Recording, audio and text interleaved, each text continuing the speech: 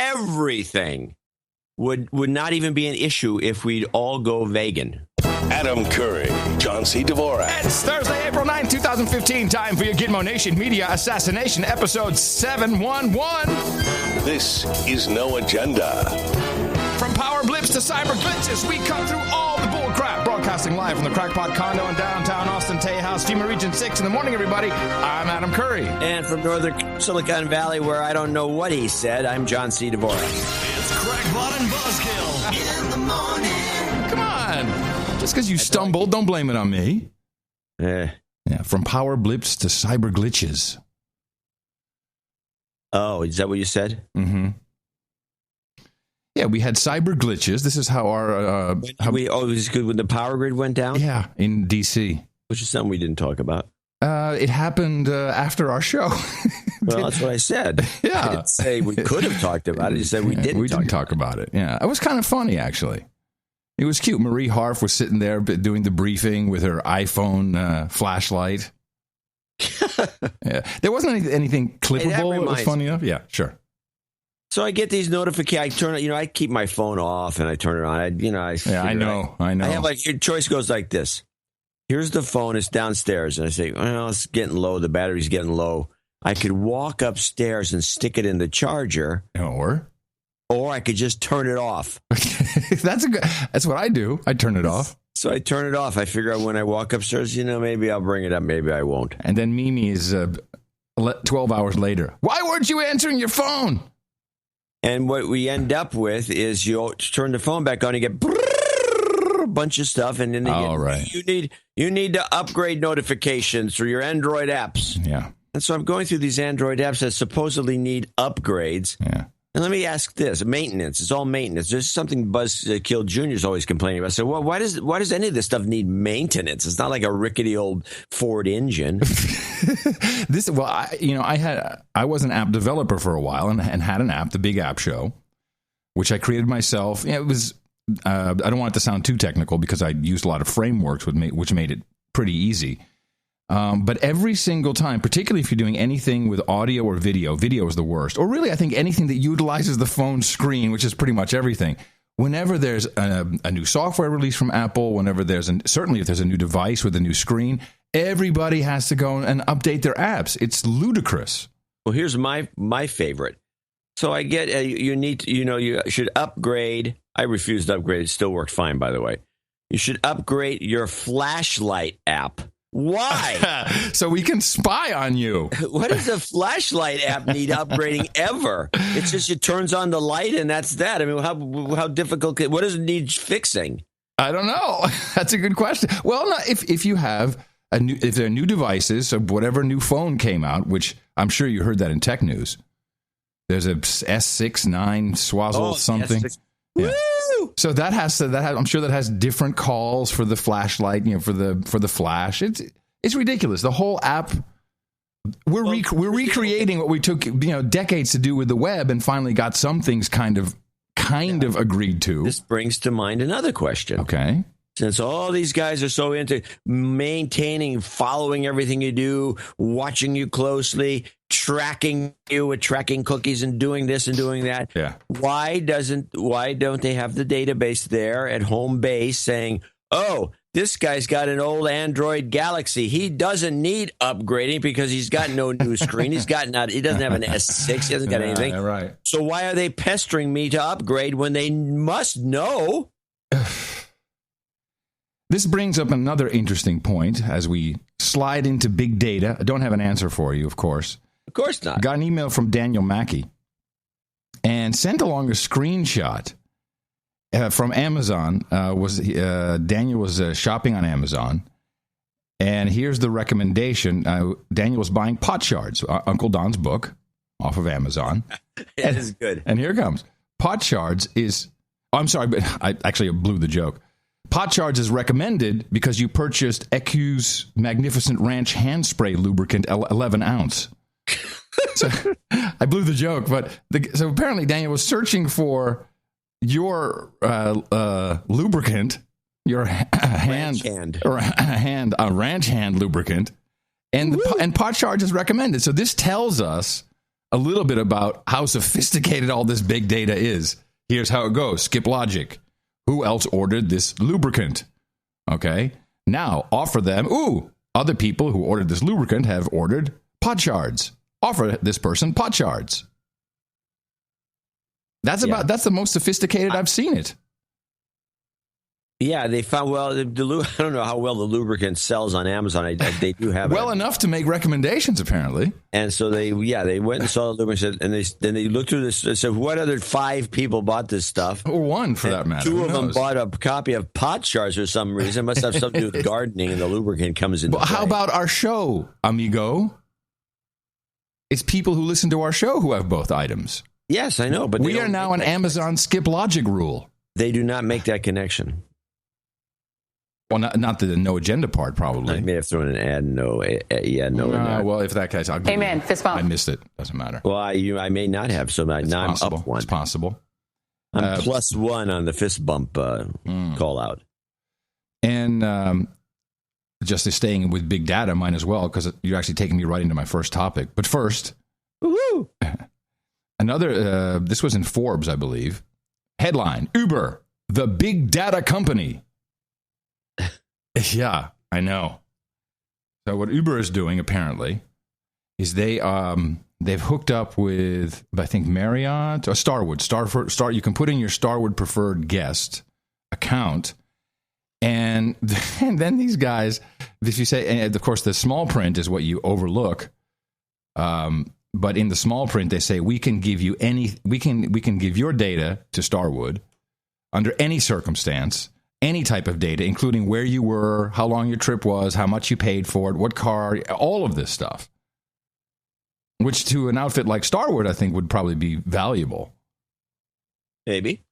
And the funny thing is, these guys, most of these companies, these large companies like that, who are always wanting this stuff, are, for all practical purposes, hoarders. It may not be useful at all. In fact, I question whether it is. Hoarders. They're hoarders. Data hoarders, I tell you. Yeah, data hoarders. What are you doing with all that data? Oh, we can't tell you. It's top secret. So Waze, I didn't know this. Well, of course you could know. Waze, which Google bought, which is the kind of social network, which works quite well. Worst. Not if you're driving alone. I don't know. I've received. You're driving along and this thing's popping up everywhere. Boop, boop, boop, boop, boop. Well, don't do this, don't do that. Acknowledge. I'm driving. It's been a while since you used it, I think. Well, that's the reason. You almost get into a wreck every time you think. Boop, boop, boop, boop, boop, but when you think about it, so I have given up on driving within a certain radius within Austin, mainly because of the sirens you hear here, especially if there's any alcohol involved. You do not want to get pulled over in Austin for sure, but in Texas, having had one drink, you do not want this. Just about everybody I know has spent at least one night in jail, and a lot of my friends have to start their car by blowing into a tube. So this is not something I'm looking forward to. But they know so much, when you went out, where you went, Curry went to the Yellow Rose again. The Yellow Rose of Texas. It's one of the better ones. It's in Austin. Mm-hmm. It's a bar. Mm-hmm. Kinda. With strippers. What do you mean, kind of? With strippers. Oh, it's a stripper joint? Yeah. Oh, you pole dancers? Yeah. Huh. Yeah. Let me check this out. Yellow Rose, Austin. Yeah, in fact, I think we have a report live from the Yellow Rose of Texas. Straight from Reseda, here she is, Raven. Give it up. I found out that I know a little bit more about my neighbors here in the building. Why? Because they're showing up at the Yellow Rose Men's Cabaret on Lamar Boulevard. That's where I'm meeting all my neighbors. So I have an ER doctor here across the hall who likes to, when he's home, he cooks up bacon and sausage and eggs and leaves it with his door open. I live in a ghetto building. Underwear? I'm in a ghetto building, probably. But then the woman next to him, also across the hall, check this name out, Stephanie Colorado. Oh, wow. What a great name. He's the stripper. Webcam, hello. Hey, everybody, I'm Stephanie Colorado. How you doing?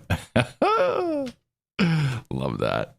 Well, they don't have them looking at their website, and I don't see any of the girls. A lot of them like to list them and show them. No. Oh, wait, here we go. No, this is employment opportunities. Entertainers wanted. Accepting applications for entertainers who meet the following. The criteria. Must be 18.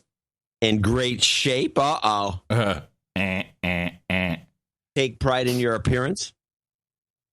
So this brings me to a real topic. And I got a lot of email and pushback, I would say, and fairly so, about something we talked about on the last show, namely alcoholism. And I said, well, this is a sickness, an illness, a disease. And we went back and forth for 2 seconds, like, oh, whatever, fine. Yeah, sounds like it. And so many people, this is bull crap. It's not a disease. Blah, blah, blah.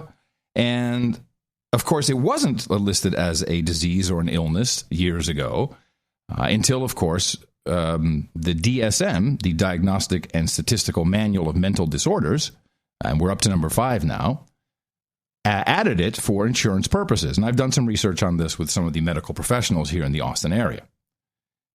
So it was purely added, and disease or not, the actual medical science, I can't weigh in on that, but I can tell you that it is considered a disease by DSM. And DSM-5 has some I just pulled up the latest substance use disorder fact sheet. You know me. Wednesday night, got nothing better to do. Let me bring up my World Health Organization and CDC documentation. See what you're missing out on. Yeah, you never know. So there are some changes which are interesting in relation to this, and this brings me to a big data topic. First of all, substance use disorder is in DSM-5 combines the DSM-4 categories of substance abuse and substance dependence into a single disorder measured on a continuum from mild to severe. Added to the list, drug craving. So not even using, but craving drugs is now a disorder. And then we have craving is a disorder. Craving a drug. I thought it was like a physiological construct based on the way bodies work. Well, 97% of scientists disagree with you. Addictive disorders now also includes gambling disorder. So this will be covered on your insurance. And this falls under a new category of behavioral addictions, which includes internet gaming disorder. This is great. Oh, internet gaming disorder. That's a good one. Does it include visiting the Yellow Rose 3 times a week? 4. At this time, condition criteria, this is critical. At this time, condition criteria do not include general use of the internet, gambling, or social media. But note at this time. Oh, yeah. They got to put Facebook addiction on this thing. Well, it's included in Section 3 of the manual, which is drawn up specifically to encourage further research on the impact of general use of the internet, which can be an addiction. I'm sorry, an addictive disorder. I would think so. Social media and caffeine will also be added to the... Caffeine. Isn't that great? So from this, I learned... I eat a chocolate bonbon every day. Oh, you're screwed up. I learned about a big data project, which is, as we speak, being implemented worldwide, known as the ICD-10. I'm pretty sure we've never discussed it. I don't think I'd ever heard of it. Have you ever heard of this ICD-10? No, but I'm going to now. Of course. ICD-10 is obviously the follow-up to ICD-9.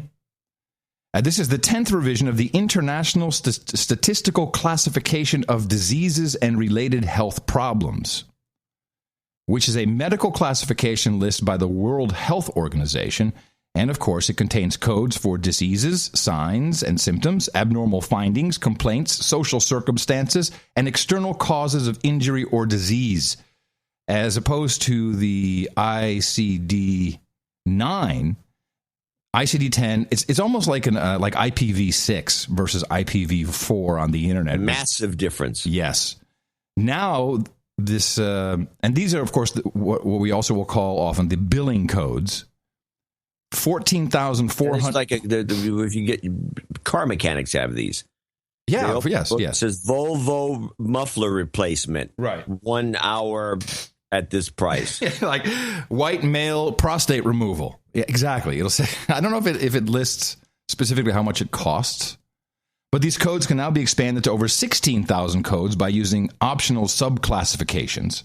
Now, this is a big deal, this changeover, although pretty much not publicized at all. And when you look deeper into it, you start to understand why. There's a compliance deadline set for October 1st of 2015. And this is what Health and Human Services put out for the United States. It's a huge problem for smaller practices, which are pretty much the Affordable Care Act and other choices we have made as a peoples here in the United States of Gitmo Nation. Is leading to small practices being pushed out of the medical profession altogether. Yeah, the only big giant corporate machine manufacturer, these HMOs you go in. It's like Kaiser. Kaiser set the stage for this. Precisely. You go in there and you take a number and you get a random doctor who doesn't care. Yeah. Well, some of them do. Yeah. And sometimes you can actually request the same guy over and over. But it's not like getting some guy that's like your neighborhood doctor. No. I actually, when I was younger, I had Kaiser for years. And I even worked at a Kaiser place, which gave me free Kaiser, which continued for some reason. And I didn't really mind it that much. It wasn't that bad, but it wasn't as cozy as a real doctor. Not that they're not real. In a report from the AMA, they found that small practices can expect to spend anywhere between $56,639 to $226,105 just to become compliant, because it really is a huge dude named Ben project. It's a big IT project. And you can imagine the databases. It's almost like Y2K, really, when you think about it, except you're going to get penalized if you don't adhere to it. So looking now, here's the deal with this ICD-10. This is what your your digital health profile is going to be. Okay? This is going to travel with you. You said okay. Amen. Fist bump. I should have said right. No. Yeah, sorry. This is going to travel with you wherever you go in the world, of being an international standard. But the ICD-10 really goes incredibly far. Here are some of the blocks, as they call it, blocks of codes, and we can dive deeper into any one you want. I've selected one. So this will be certain infectious parasitic diseases, neoplasms, disease of the blood-forming organs. This is all kind of normal. Nutritional, metabolic diseases, mental and behavioral disorders. So this is not going to be on record and shuttled around. And when you go to your doctor and you say, hey, if we have to send this to somebody like the government, you have to let us do that. Although HIPAA has some rules forbidding that. This is pretty much just going to be out there. Diseases of skin, pregnancy, childbirth, certain conditions originating in the perinatal period. I like this. External causes of morbidity and mortality. Vehicle and traffic injuries will be on your record. Unintentional falls. Striking against or struck by sports equipment. Crushed, jammed, or pinched in between objects, contact with lifting, contact with sharp glass, contact with knife, sword, or dagger, contact with non-powered hand tool, rifle, shotgun, larger firearm discharge, which may mean you just discharged it, and then discharge from other and unspecified firearms. Then we have gunshot wounds, exposure to noise, exposure to vibration. Here's the one I'm worried about. Foreign body entering into or through the natural orifice. Can you imagine? Richard Gere, man, he gave this on his record. Contact with hypodermic that would needle. include all forms of normal sex.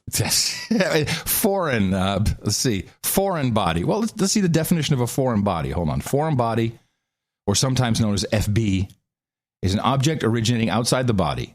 Okay, you're right. Sex. Absolutely. So sex is a disorder? No, I'm not. No. I'm a little bit beyond the disorder. This is all the things that will now be on your record that were previously not documented. So what, you like going into a priest for a confessional when you go to your doctor? So how many times did you have sex as a foreign object with your husband's penis? It's not yours, so it's his. It's foreign. It's foreign. How many times it's foreign, and he's also from Mexico, so that's something. And boom, they write it down. How'd you shoot a gun this week? And boom, I shot a gun. If a medical professional will have to document this. So this all comes down to how crazy you are. Of course, that's why it folds into all of this DSM stuff. So intentional self-harm. There's codes for self-poisoning and exposure to non-opioid intentional self-harm. What about pinching yourself? Well, it's probably on here. It's probably on here.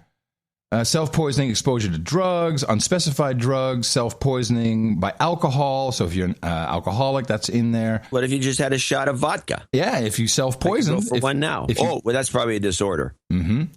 Intentional self-harm by handgun, drowning. Drowning yourself is harsh, man. Hanging. Intentional self-harm by explosive material, smoke, fire, flame, steam, hot vapors, hot objects. Who tries to kill themselves or self-harm with steam? Sharp object. Steam. Intentional self-harm by blunt object. It's crazy. Intentional self-harm from jumping from a high place. Jumping or lying before moving object, crashing of motor vehicle, and then unspecified means, etc.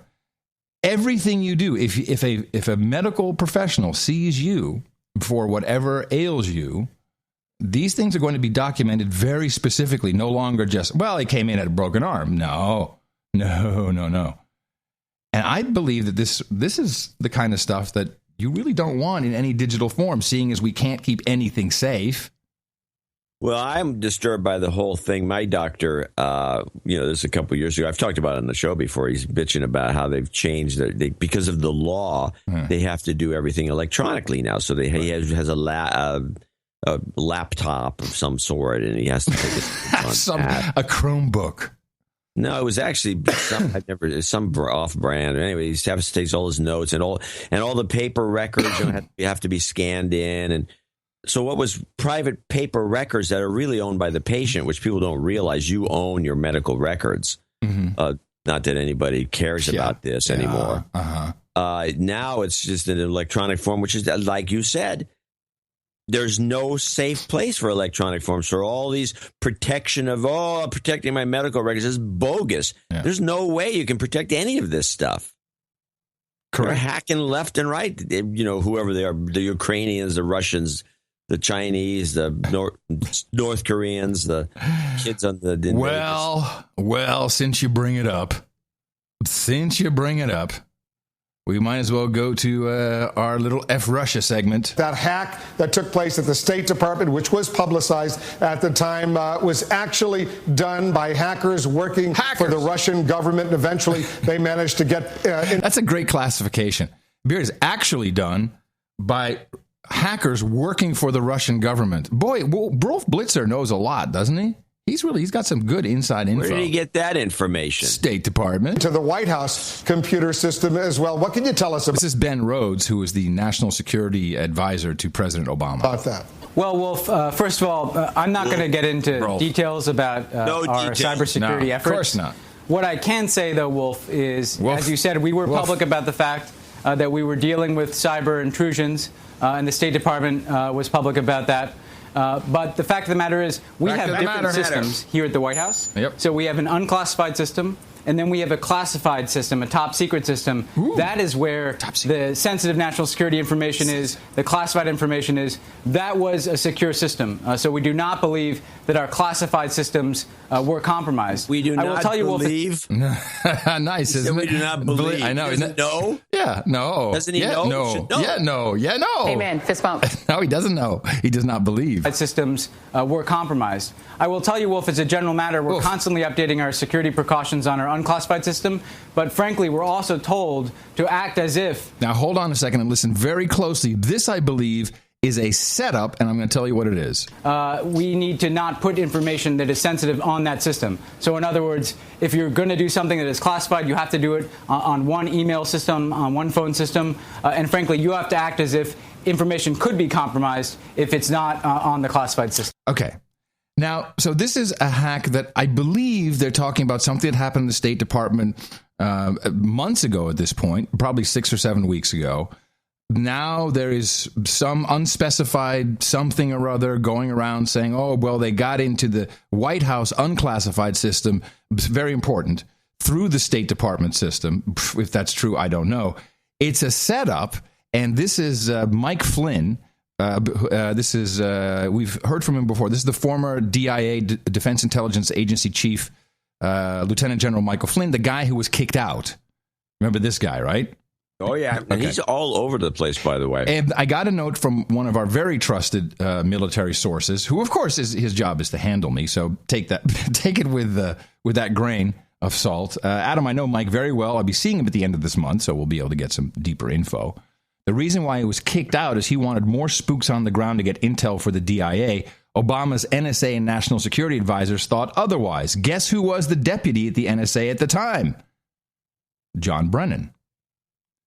Both Petraeus and Flynn wanted more spooks on the ground to gather more intel, but Obama's team thought otherwise. So with that background in mind, and I would say he's probably going to be, if he's politically active, I would think, based upon what he is saying here about Hillary Clinton's emails, I would say he's more in the red right camp. As a military officer, if I said I was doing something for convenience sake to the soldiers that I was leading, and it was solely for my convenience instead of their welfare, I should be relieved of duty. I would expect to be fired. It's one of those things. If it doesn't feel good, it probably isn't, and this one doesn't feel good to me. What do you think the odds are that the Chinese, the Russians, hacked into that server and her email account? Very high. Very high. Uh-huh. Really? Yep. They're very good at it. Those two countries, China, Russia, they're good Iran. They're good. Potentially the North Koreans. I mean, these are countries and other countries who may be, quote unquote, our allies because they can. So she says the server was always at the house and under, protection by the Secret Service, at least a physical server. I mean, do you have any questions about who is actually managing that server? I think we all ought to be asking that question. I mean, so if it's a government, if the BlackBerry's government and she did everything, I mean, everything that a person in that level of responsibility touches who's in the government, everything belongs to the government for the most part. I mean, if you're using a government device to do personal things, I mean, I just think that's what you do, and you accept that. And if somebody's doing things, if somebody's sending you stupid things, you tell them to stop. Mm-hmm. This is a setup, John. This is a setup to show that Russian and Chinese hackers, they can get into the White House. They clearly got into Hillary's email, and is a huge security breach of epic proportions, and she should be thrown in the brig. There are 4 things I want the public to know. First, I thought it would be easier during my 4 years as Secretary of State. Obviously, it hasn't worked out that way. Second, I opted for convenience, and I think most people understand that. Third, no one wants their yoga routines made public. Okay. And fourth, what difference at this point does it make? Hugh Allison. Got me. Little remix before the show. What difference does it make? What difference at this point does it make? Yeah. You can put that at the end of everything she says. Yeah. I think so. Just what difference could that at this point does that make? Well, there's no doubt that they're trying to stop her. Yeah. I mean, they're going all out. I think she's already stopped, to be honest about it. And I have to believe that the Democrats will have someone else running in her place. I think. I mean, and the Republicans, I don't care what they say, what they like to believe, they have nobody. And they had, I could have made some clips because I listened to all the Rand Paul crap. Oh, I got so bored of listening to him. Oh, he's terrible. But he was good at getting into beefs with some of the anchors. Megyn Kelly and him were yelling at each other, more or less, even though they said, "Oh, we weren't yelling." And he doesn't. I don't know. He's just. I think he's a drip. He is a drip, and he's got that funny voice, the way he talks. It's like, what accent is that? Yeah. Well, talking about that kind of thing, I do want to go into a little thing on vocal fry, because I finally put my little bit together on this. Okay. Now, vocal fry is a way of talking that's become an epidemic. 75% of college women do it now. Mm-hmm. And the best way to describe it, and the way I've got this, the clip I've got here that I want to start with is Faith Sally, there's a bunch of people online that talk about this, but I think Faith, and I had to cut out a lot of her examples because it's a little too long, but now it's still too long, but it's not bad. She talks about this issue of vocal fry, which we first identified. We didn't know it was called. It's also called gutturalization or something. But gutturalization. Yeah, that's it. And the first person that we identified on the show that had it to an extreme was Jill Abramson. Yes, former executive editor of the New York Times. And we heard her when she took the position, and then every time she comes on, she said, "Yeah, you have a clip of her. I think you found something, one of their older clips." Yeah, this was an interview that Katie Couric did with her when she was just at Yahoo when she got fired. Then it has some prime examples of her. I was given an indication of why, and publicly. But how do you not an indication? I'm just curious. I mean, if someone is terminating you and saying you no longer have a job, don't they have to sort of tell you specifically or not? I was told some specifics, but basically mainly what I was told, and it is completely the privilege of the publisher of the New York Times. We all serve at his pleasure to make a change, and mainly he told me he decided to make a change. Okay, well, you can start that clip. Change. And let's listen to the explanation from Faith Sally about the phenomenon. America's young women are running out of oxygen. What else could explain why so many of them sound like this? Believe it or not, there's a scientific term for the way a Kardashian speaks, and it's vocal fry. It's a low, creaky vibration produced by a fluttering of the vocal cords. Speech pathologists call it a disorder that verges on vocal abuse. Call it a quirk, a trend, or an epidemic. Vocal fry is everywhere. A recent study of women in college found that 2/3 of them use this glottalization. When I was a tween in the early 80s, the Valley Girl was born. She brought us like and uptalk. And there's been a general cultural agreement that that kind of speech leaves the user sounding airheady she's good. And unprofessional. But right there, stop. She's good. Just a little bit. When she says the word unprofessional, tell me that this is not, she doesn't sound identical to Rachel Maddow. The Valley Girl was born. She brought us like and uptalk. And there's been a general cultural agreement that that kind of speech leaves the user sounding airheady and unprofessional. Am I right? Amen. I'll give that one to you. Yeah. All right. Anyway, let her finish. But vocal fry is unique because researchers have found that women who talk this way are seen by their peers as educated, urban-oriented, and upwardly mobile. You love him, and he totally complimented you. Some linguists even suggest that creaky young ladies are evolving our culture as linguistic innovators. Well, metaphorically, I encourage every woman to find her voice. I'm dismayed at how low it can go. I'm burned out on the fry. It sounds underwhelmed and disengaged. It's annoying to listen to a young woman who sounds world-weary and exactly like her 14 best friends. Yeah. Now, to me, it sounds like a Kardashian. It doesn't make anyone sound intelligent to me. It sounds like a lot of people I know. It's being picked up left and right. It's like an unstoppable situation. In fact, even this woman, as she talked normally, once in a while kind of dropped into a very mild version of it. Yeah. And there was a whole special on NBC about this. Yeah. Now, let's listen to it now here. But the favorite My favorite, and by the way, I think that idea that is upper class stems from that Connecticut thing. You know, you're in Connecticut, and you're Daphne. Can you bring the croquet rackets? Here's where I hear it in Austin. Wendy Davis, I heard she was catheterized when she did her filibuster. She's so awesome. Yeah, that's in that context is where you hear it in Austin. Okay. Well, let's play I consider the master of this, and I have a bunch of short clips, but there's one long one here. Play Jill. Again, there's Jill Abramson. And the Fry. Okay. New place is the old place in many ways, which is what distinguishes the Times as quality journalism. And we do that in print, in the print newspaper, and we do it in innovative ways digitally by the hour. We deepen stories by bringing readers into the conversation.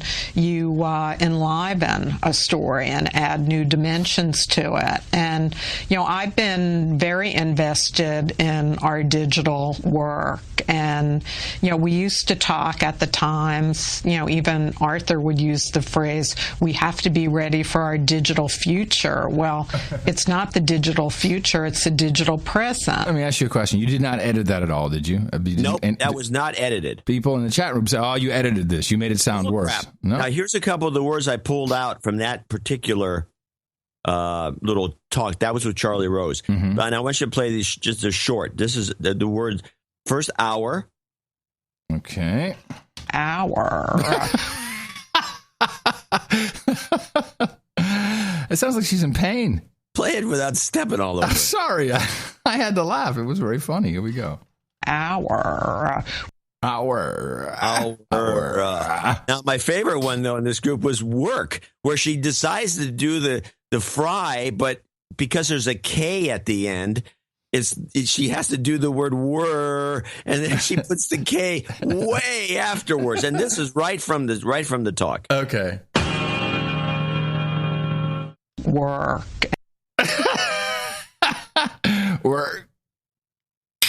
Work. Nice. All right, now she goes on. Now I've got her on a different.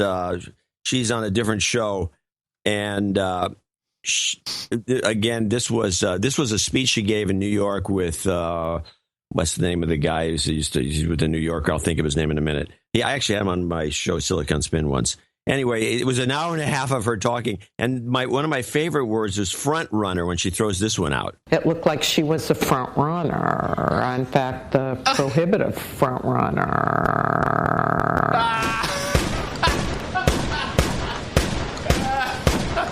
All right. In the morning. You got me. I could have known it was coming. Well, the first front runner was legit. The second one I did stretch. You don't say. Finally, there's one little one. Incredibly curious is kind of interesting. I'm just incredibly curious. Curious. No wonder she got. Who could put up with this? Yeah.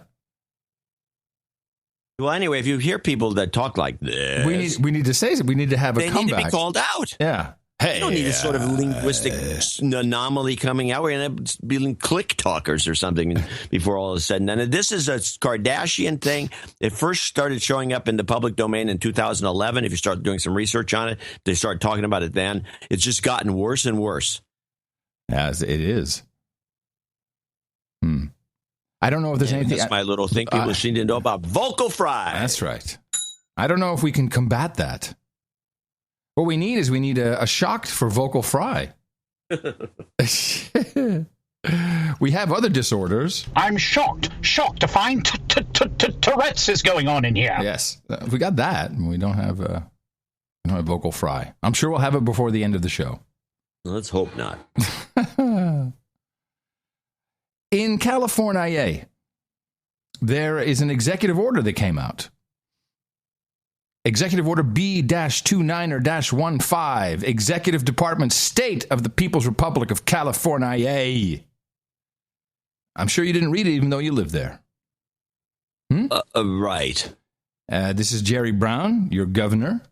Then he was on the C-SPANs explaining to some interesting detail about this executive order, the power of his executive order. This relates to water and water usage. Oh, yeah. No, this was covered in the news. Amen. Fist bump. Yeah, it was covered in the news, but I have the executive order here. And I have him explaining in 1 minute. Explaining. Do you think this will be a real wake-up call? It is a wake-up call, and it should be for everyone, because this executive order... It sounds like he just got up. He doesn't sound too good, does he? Under emergency power, and it has the force of law. Very unusual. Emergency power, John. This is what caught my ear. It's very unusual, the governor himself says. Power. He's got power. And it's requiring action and changes in behavior from the Oregon border all the way to the Mexican border. It affects lawns, it affects people's, how long they stay in the shower, how businesses use water. Hello? How long you stay in the shower, slave? And how do you really enforce this? Yeah, that's always a good question. How are we going to enforce how long people stand under the shower? Each water district that actually delivers water to homes and businesses, they carry it out. We have a state water board that oversees the relationship with all these local districts. There are hundreds of them. And so if they don't comply, people can be fined $500 a day. The districts can go to court and get a cease and desist order. The enforcement mechanism is powerful. In a drought of this magnitude, you have to change that behavior, and you have to change it substantially. Now, the timing of this executive order is, of course, interesting on the heels of the bogus news report that NASA said we only have 1 year left of water in California. And even though this was not true, even though NASA said, oh, that's not what we said, that's not true, now we have all of these laws in effect that will apparently determine how long you can take a shower. And this very, very powerful, very, very powerful... Get out! Yeah. So do you want to just read through the it is hereby ordered that? Well, I think you're anxious to. I am. I'll listen. There's a lot of whereas, whereas we're all going to die. Save Water. State Water Resources Control Board shall impose restrictions to achieve a statewide 25% reduction in potable urban water usage through February 28th of 2016. So this is how long this is going to be in effect. The department shall lead a statewide initiative in partnership with local agencies to collectively replace 50 million square feet of lawns and ornamental turf with drought-tolerant landscapes. So if you have an ornamental turf or a lawn, you are going to be provided funding by the department to allow for lawn replacement. Oh, I like that. I don't have a lawn. Maybe I do in the backyard. If you call the weed patch a lawn, I'll call it that. I guess if I mowed it, it would be a lawn. It's a start. The California Energy Commission, jointly with the department and the Water Board, shall implement a time-limited statewide appliance rebate program. There's money there. The Water Board shall prohibit irrigation with potable water of ornamental turf. That is confusing to me. Why? Does that mean that you cannot irrigate your lawn if it's a ornamental turf? It means you can irrigate it, but it has to be gray water or can't some be potable. other. Can't be potable. Can't be drinkable. Well, but anything that comes out of your hose is drinkable, isn't it? Currently. Mm-hmm. The Water Board shall prohibit irrigation with potable water outside of newly constructed homes. Here's what you could do. You take your hose water, throw a couple cups of dirt in a bucket, hose the bucket, fill it up with dirty water, and then use that. Okay, you try that. Homes and buildings will have to have drip or micro spray systems for irrigation. Well, that should have been implemented anyway. The Water Board shall direct urban water suppliers to develop rate structures and other pricing mechanisms, including but not limited to surcharges, fees, and penalties to maximize water conservation consistent with statewide water restrictions. That means you're going to be paying more. Doesn't seem to bother you. There's very little I can do about it. Every time something happens, they make us pay more. When we all of a sudden are in the flooding stages of the cycle, which goes up and down in California, they never lower the prices. Oh, we've got too much water. Let's lower the prices so people use more. Yeah. No, that never happens. And here it is. The California Energy Commission, jointly with the Department of the Water Board, shall implement a water energy technology.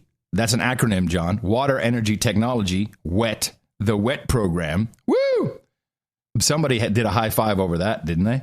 I got an idea, man. Let's call this WET. Yeah. shall implement the WET program to deploy innovative water management technologies for businesses, residents, industries, and agriculture. This program will achieve water and energy savings and greenhouse gas reductions by accelerated use of cutting-edge technologies such as renewable energy-powered desalination, integrated on-site reuse systems, water use monitoring software. This is your smart meter, amigo. Squirrel! Ooh. Your smart meter is going to tell them how long you've been in the shower. And in order to just make you completely nuts, the department is directed to enter into agreements with landowners for the purposes of planning and installing of the emergency drought barriers in 2015 to the extent necessary to accommodate access to barrier locations, landside and waterside construction. Now, one of those deals where some water meter guy is going to make a mint. And I'd say that I'd start looking for investments in desalinization technology. Well, before we get to that, so the department is directed to enter into agreements with landowners. Where the department is unable to reach an agreement with landowners, the department may exercise full authority of Government Code Section 8572. And, of course, for your edification, I looked up the Government Code Section 8572. You can almost guess what it is. In the exercise of the emergency powers hereby vested in him during a state of war, emergency, or state of emergency, the governor is authorized to commandeer or utilize any private property or personnel deemed by him necessary in carrying out the responsibilities hereby vested in him as chief executive. Eminent domain. Yeah, they've abused eminent domain in California already to an extreme. I'm reminded of this guy down the street. There was a little corner lot that was on one of the blocks, and they were going to do a bunch of crazy stuff to the freeway nearby. And apparently they were going to bring it off some sort of a ramp or something. So they condemned this guy's apartment building. He had, it was like a 6-unit thing. It was okay looking. And but they were condemning it, and they said, you got to sell it to us at some ridiculous price. It was probably not market value at the time. And he spray painted all these protest things all over the building. Yeah, they tore it down anyway. And then so the lot now, and this is 10 years ago, the lot to this day is still there. Oh, of course. Remains vacant. Nothing done. Of course, they never did anything. They just took his property, and then now we have an empty lot. The president came out, and I'm parsing through his whole... He came out all right. I'm parsing through his whole... That was a while ago. Yeah, through his whole speech, and I'll have it on maybe some bits on Sunday. But he talked about climate change, and there's a new fact sheet. Again, this is all for Sunday. It came out too late for me to really get into it. Well, I have to protest this report. Why? I have something to play. Oh, well, play that, and then I'll protest it afterwards. You're going to protest my report? Yes. Well, here are the 3 morning news programs. They all got to interview the president in the same setting, which is kind of funny. When you see them all sitting in the same set, and you put them one after another. Specifically about his mention of the asthma cases going up in the United States because of, I guess, climate change greenhouse gases. He is now equating carbon dioxide, which is already being called carbon pollution, to the reasons for asthma, which I think scientifically may be kind of difficult to prove. Oh, crap. Yes, thank you. What do you say to the people who deny that climate change is real and that it is impacting our health? Yeah, the good news is that the number of climate deniers is shrinking rapidly. I love that. I love that. They're shrinking. What? They're getting old and they're not as tall as they were when they were teenagers. The number of climate deniers is shrinking. Climate change is real. It's real. It's real. It's real. And that was the Today Show. Here is Good Morning America. And asthma is something your family has experienced. Do you worry that the environment, the climate, has impacted on your own daughter? This guy will do anything.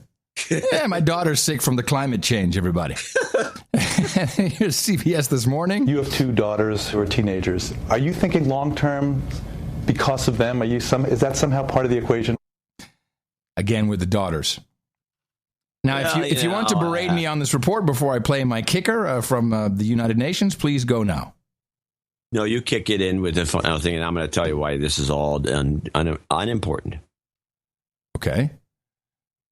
This is Executive Secretary of the United Nations Framework Convention on Climate Change, i.e. the IPCC boss, or she's above the IPCC, I think, Cristina Figueres.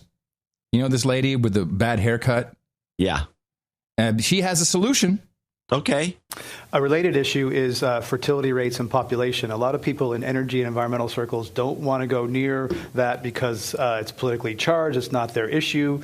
But isn't it true that stopping the rise in population would be one of the biggest levers in driving never let up greenhouse gases? Is that well? I mean, we all know we expect 9 billion, right, by 2050. Right. So yes, obviously, less people would exert less pressure on the natural resources, and that's. So is 9 billion a foregone conclusion? That's like baked in, done, not no way to change that. Well, there again, there's pressure in the system to go toward that. We can definitely change those, right? We can definitely change those numbers, and we really should make every effort to change the numbers because we are already today. We should make every effort. Now, listen to what she's saying. Every effort to change those numbers. That means anything's on the table, including population reduction. Already exceeding the planetary carrying capacity. I love planetary carrying capacity. Write it down. This is a beaut. Today, to say nothing of adding more population that is going to really overextend our capacity. So yes, we should do everything possible. Just by curtailing population, then we've solved the problem. Woo! Woo! Yeah, everybody. Kill people. Kill them, I say. Kill, kill, kill. Bomb them. We need to kill and bomb them. Bomb them. We need to kill and bomb them. Bomb them. We need to bomb them. We need to kill them and bomb them again. Kill the people. Well, we're doing a job. We're doing our part. We are. As a nation. Brown people. Well, in the sand. Yeah, and black people. We're killing black people, shooting them in the back. Rebelizing. Oh, yeah, you shoot the guys running around. Shoot them. That's one. It's, Did you want to say something about this report? Yeah, that's all bullcrap because this would be the whole climate change, water issue, everything would not even be an issue if we'd all go vegan. Or vegan. And by the way, a lot of this is a part of the movie that's coming out, the hot documentary. Everyone's going to love seeing this, called Cowspiracy. Oh my goodness! And here's some evidence. Now you know this whole thing about those showers are using up. If the 8-minute shower takes up 17 gallons of gas, gasoline, 17 gallons a fluoride. Listen to the water clip with Skip Anderson.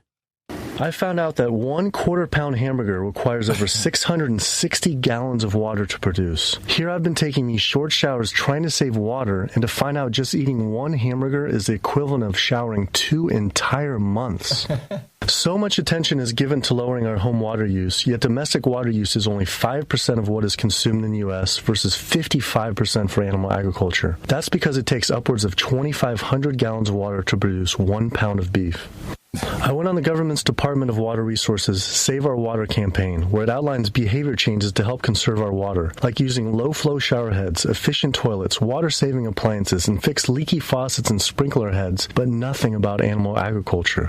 When I added up all the government's recommendations, I was saving 47 gallons a day, but still, that's not even close to the 660 gallons of water for just 1 burger. Well, what happened to peeing in the shower? I've been doing that for years now, based upon the recommendation of saving water. It's all bull crap. It's the burgers. If you stopped eating burgers. How about Kentucky Fried Chicken? Same thing. Oh. But just anything that involves animals, that's what's killing us. We have to stop eating meat. There you go. Yeah. So that whole thing that you ran, that was just complete waste of time. Futile. It was futile, waste of time, because if you had just turned vegan, everything would be solved. Yes, and they had charts. Then these charts showed that if you were vegan, you would not have an issue. And I don't know how they derive 606, but they asked a couple of questions on this was Democracy Now! Obviously. They asked a couple of mild questions. They don't want to pound anybody about how do you get to 660 gallons of water to make one burger, because it doesn't seem to be that big. And they couldn't really. Their answer was, well, it's solved. The water John. that it takes to make the alfalfa, and then the amount of water it takes to supply the gasoline to get the trucks to move the alfalfa to the cow, and on and on and on. And it somehow gets to 660 gallons per burger. Now, if that's true, per 660 gallons per burger by Pat Brown is just crazy. So let me get the numbers right. 660 gallons per burger. Per burger. Per 660 gallons of water per burger. Yes. If you do not eat one burger, then you have saved 660 gallons of water. So science! Burgers, you're good to go. You should send notes to the water districts and say this is bull crap. I'm cutting back on my burgers. I'm cutting back on 2 burgers a year. And I'm good for 1,200 gallons. How does it work that a burger, what does a burger cost? Like $1.50 for a Big Mac thing? And you get a burger for $1, maybe $2 max. So how much water do you use in a month there at the Buzzkill bunker? I don't know. I never. My water bill, I don't know how many gallons I use, but how many gallons do you have on your bill? You have a bill handy? No, I don't. Well, check it out. And see what it is. I'll bet you can, by the burger formula, you can make up for all the water you use just by cutting out burgers. Dvorak's burger formula. Hold on, I'm writing it down. The Dvorak's burger formula, based on scientific fact. Fact and science. Science. The science is in. And with that, I want to thank you for your courage and say in the morning to you, John C., where the C stands for Cowspiracy Dvorak. And in the morning to you, Adam Curry. In the morning, all ships at sea, boots on the ground, feet in the air, subs in the water, and all the dames and knights out there. And in the morning, everybody in the chat room, noagendastream.com. Good to see you all there. I've been hanging out and saying in the morning to us, in the morning to our artists. I neglected to thank Martin JJ for his work on episode 709er, but he also came in for episode 710 with his outstanding artwork. He's good, that guy. NoAgendaArtGenerator.com is where you can see all the submissions. It's a very important part of our. And if you're an artist, and it doesn't mean you could get in right away, but if you're an artist, we would love to see what you have in mind. Yes, and this was the NA Double Action MSM Stain Fighter art based on your Biz.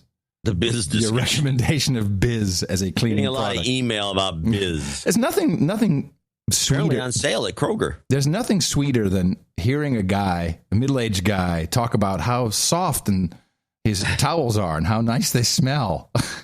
Yeah, that's beautiful. That's the kind of show that nobody else can manage to do. No, and you know what? And I got a couple of emails, people saying, if you're not getting paid for that stuff, you should. And I said, you really misunderstand the entire point of our program.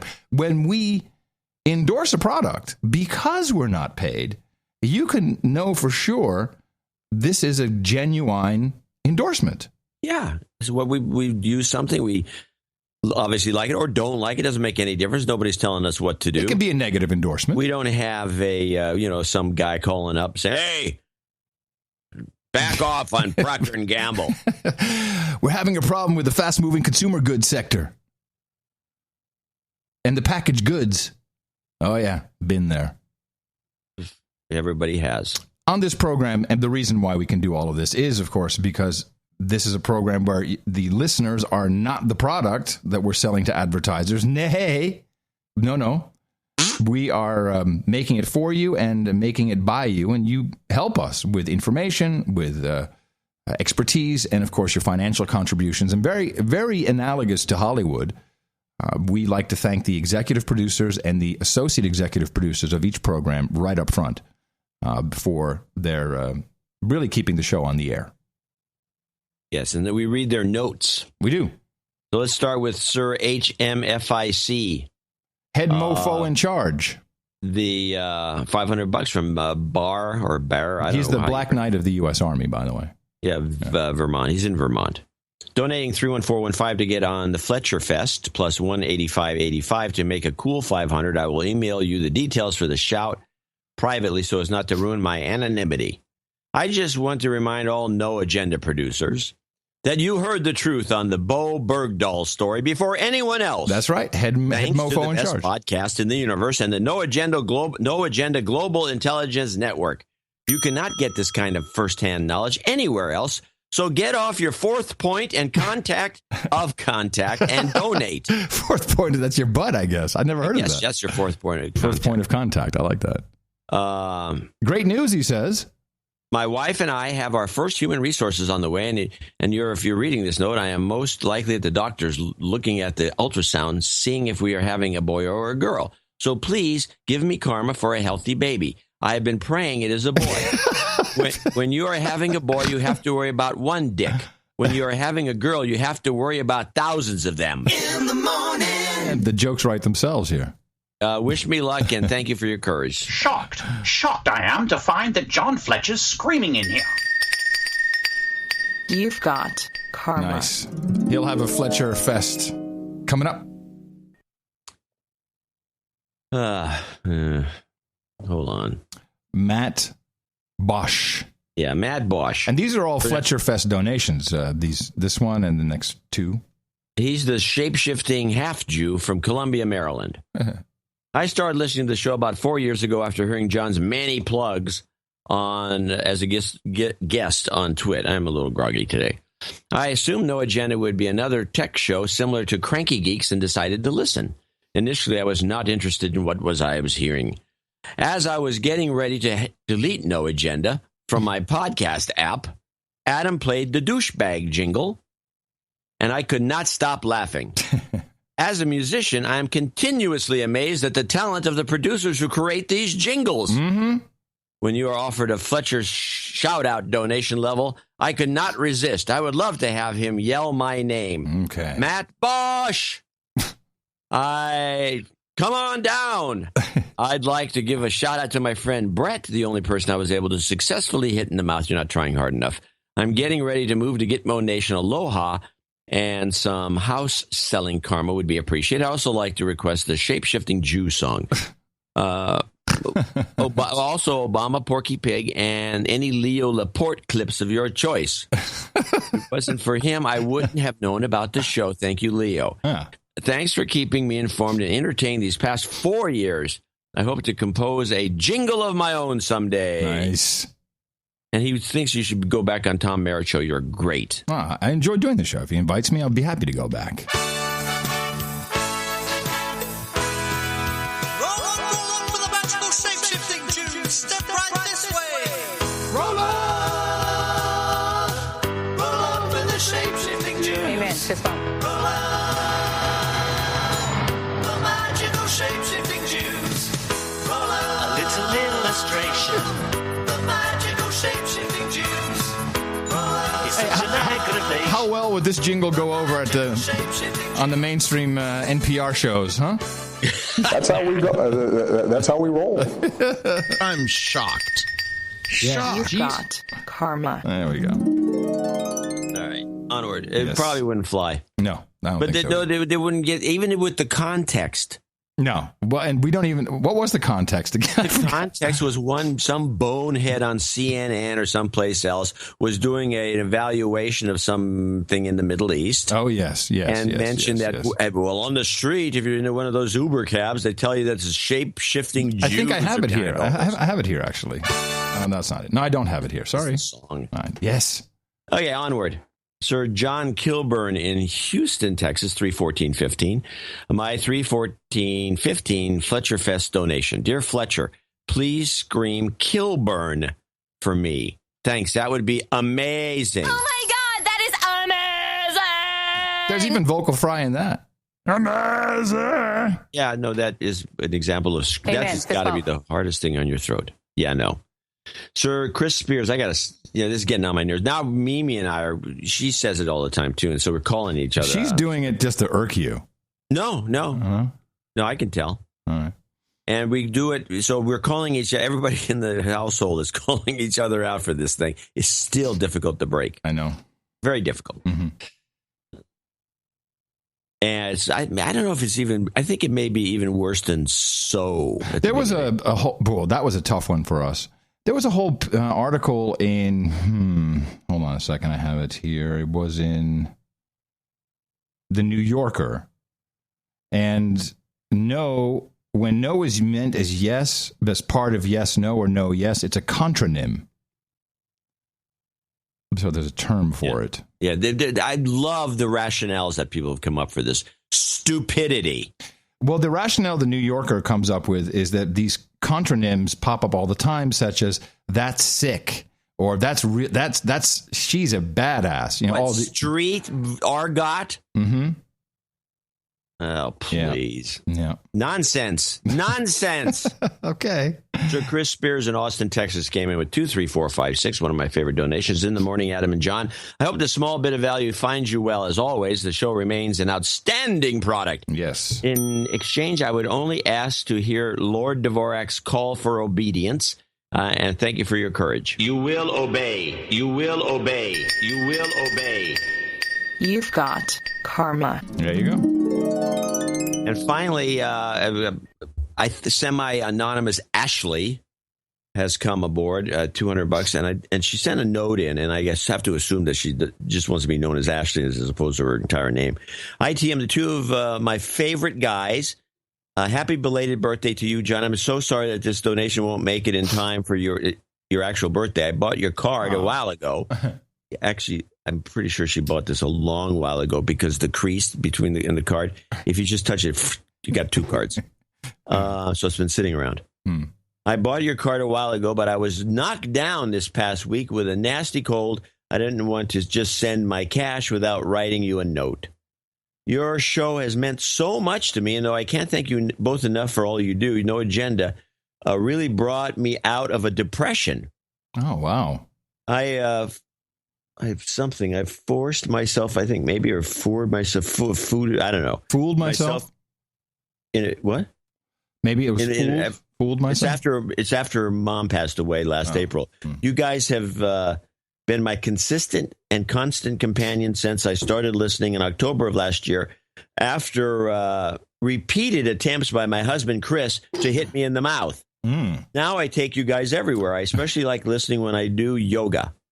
Oh, wow. I love all of your deconstructions. You both always make me laugh, and you keep me sane in this insane world. I hope that John had a wonderful birthday. Thank you all for all you guys do.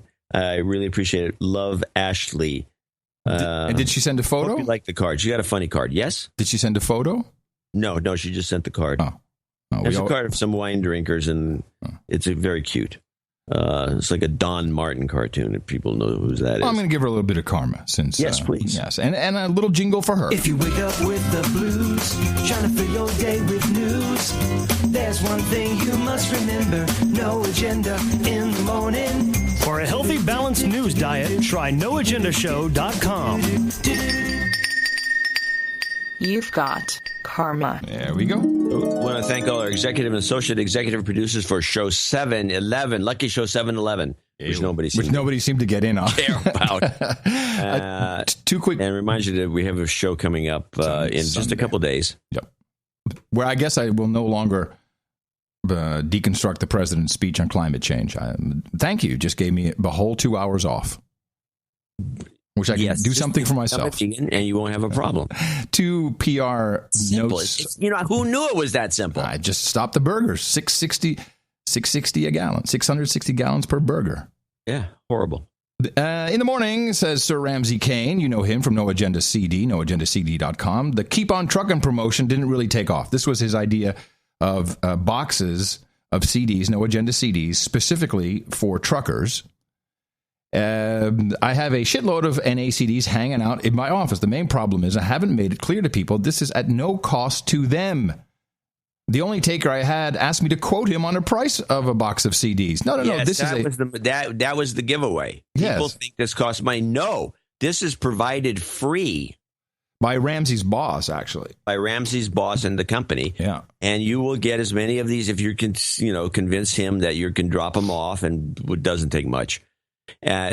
Somewhere or for the Uber. Get them. Yeah. Just get them. Yeah. They're free. Yes. I put together a page for the No Agenda box. Check it out. And if you promo it on the show, please stress that it's free. All I ask is that people hand out the CDs. And what email do they send? I'm sorry? But do you have an address or email something? NoAgendaCD.com. That's all the info is there. NoAgendaCD.com. Then Sir A.J. Rystad checked in. This is going exactly as I hoped it would. We have push bullet, push over the bat signal on the Pocket No Agenda app, which I think is still not really working at this moment in time. However, there's also, there are now 2, I think they call them recipes, for IFTTT. If this, then that. You familiar with this product?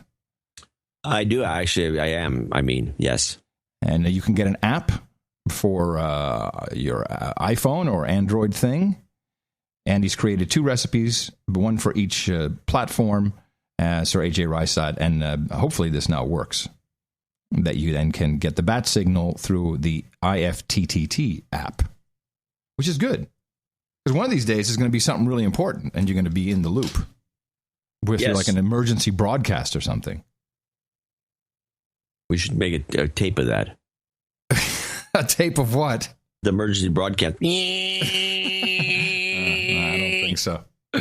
We'll be thanking all of our other producers who came in at $50 or above later on in the program. Thank you to our executive and associate executive producers. These are indeed real credits, unlike the phonies in Hollywood. We're happy to vouch for you if necessary. Please go to Dvorak.org/NA.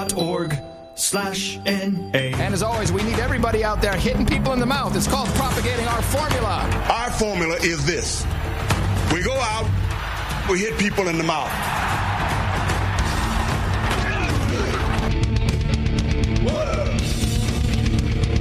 Hey, citizen. Shut up, Slade.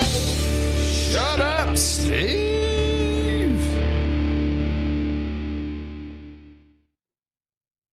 Been tracking. I'm sorry. Yeah. What? Go ahead. After you, sir. I have a couple. I have a suggestion for a evergreen clip. Okie dokie. Now, if people out there want to watch something crazy, there are these 2 guys that graduated from San Francisco State, and they did a series of kids shows, which are for adults, that were just a mockery of kids shows in some way. They had Muppets and all these things and horrible gags and lots of blood and gore. Is it a local show or national? No, it was an Adult Swim. Oh, okay. On cable, and it was called. I didn't realize they have them all on YouTube, and you can go to YouTube and watch these things if you can stand getting through one. I think personally that they're hilarious, but in a very sick way, to use that. Well, no, to use the real word. Anyway, they're called Wonder Chosen. Somebody sent me a bunch of discs with these shows on it some time ago. Wonder Chosen. Yeah, Wonder Chosen, SHOWZEN. Mm-hmm. And they have a lot of crazy little things. Like they have mostly kids doing jokes that the kids don't themselves get that's written for them. But play this. This is not the clip I wanted for Evergreen, but play this one. This is from the show. This is CIA. This is the kind of stuff you get. CIA and the Kid. I think the CIA is controlling my thoughts. No, we're not. Oh, I guess they're not. It's conditioning. Human resource training is what it is. Get ready for the CIA to control your thoughts. Now, the thing I think is a good possible evergreen is Follow the Leader. Okay, follow the leader. Follow the leader. Follow the leader. Follow the leader. Follow the leader. Now, I'm going to probably add that to a few clips. 3 more days till Halloween. Anyway, that's my whole thing about Wonder Chosen and a couple of clips. Well, I'll connect in with a transition to CIA. How about that? Hit it. Snowden. Yeah, now before you talk about Snowden, do you want to talk about the statue? Yeah, that was strange. Little statue put in, was it Central Park? Or no, it was I think it was Central Park or one of the parks. One of the parks in New York. Yeah, somebody put they took a statue down. I think the statue was missing. It was once a statue, and so they put a statue of Snowden up and changed the thing at the bottom that says Ed Snowden. Yeah, it was cute. And if I think it was FEMA or somebody that came down and blue tarped the thing and took it off. Assholes. I don't think it was FEMA. That would be great if it was FEMA. That would make sense. No, I think it was just the NYPD So this is very peculiar. I'm not quite sure yet. That's why I want to discuss it with you. I'm not quite sure what I think of it. This is John Oliver, who I typically... he's funny without a doubt. He does this HBO show. He, of course, was a correspondent on the Daily Show. The Daily Show. Daily Show. And a lot of people who listen to our show like him. They think he's very funny. And I like him. I don't like him so much. My wife doesn't like him either. No, I don't like him that much, and for a number of reasons. And so he went to Russia, and this really proves what a complete bogus branding exercise of Snowden this really is, and what brand Snowden is. As he interviews Snowden in Moscow, apparently anybody can now interview Snowden in Moscow, anybody at all. He's trying to meet people. Try Tinder. I don't know about doing that. And for me, it was a little difficult having a British guy make fun of America, although he was right. I think this is what gets people the most. I think it does bother some people. It bothered me about it. So he did this whole segment. I recorded about a minute of it, playing a video. And this, of course, is very typical. We know how this works. You go out on the street, you interview 100 people, and you pick the 10 out that say, I don't know who Snowden is. But just to be clear, we're talking about two different things here. Domestic surveillance and foreign surveillance. Right. Because domestic surveillance, Americans give some of a shit about. Foreign surveillance, they don't give any remote shit about. I want you to listen to Snowden. So he's now under the gun. I don't know if he was prepared for this. I don't know if he's seen the show. I have no idea. But he pretty much drones on, not like a dude named Ben who works for the CIA and contracted for the NSA and then stole, well, let's just say, took documents and released them from Booz Allen. No, he sounds like an actual PR guy who just sits down, puts on the glasses with the same broken nose guard because he doesn't wear them unless he's doing an interview, because that is Brand Snowden, and he's really trying to answer like a PR person. Well, the second question is when we talk about foreign surveillance. When we talk about who talks like that? He has a mouse in his pocket. Are we applying it in ways that are beneficial? No one cares. In terms of no one cares. They don't give a shit. That's funny. Okay, here's the problem. I did ask some Americans, and boy, did it surprise me. I have no idea who Edward Snowden is. You've never heard of Edward Snowden? No. I have no idea who Edward Snowden is. I've heard the name. I just can't think right now exactly what it is. Well, he sold some information to people. He revealed some information that shouldn't have been revealed. Edward Snowden revealed a lot of documents through WikiLeaks. Edward Snowden revealed a bunch of secrets, I guess, or information into WikiLeaks. Edward Snowden leaked. He's in charge of WikiLeaks. I'm in charge of WikiLeaks. Not ideal. I guess on the plus side, you might be able to go home because it seems like no one knows who the fuck you are or what the fuck you do. I think that a lot of that was edited. Oliver's show is extremely edited. His responses were edited in out of order. At least that's the way I saw it. And then the one that's it's an entertainment show. I know, but it diminishes everything about Snowden. Yeah, I agree with that. I like the thing that he shut him down when he went into his PR spiel. Yeah, when we talk about how much do you miss America? You know, my country. This was strange.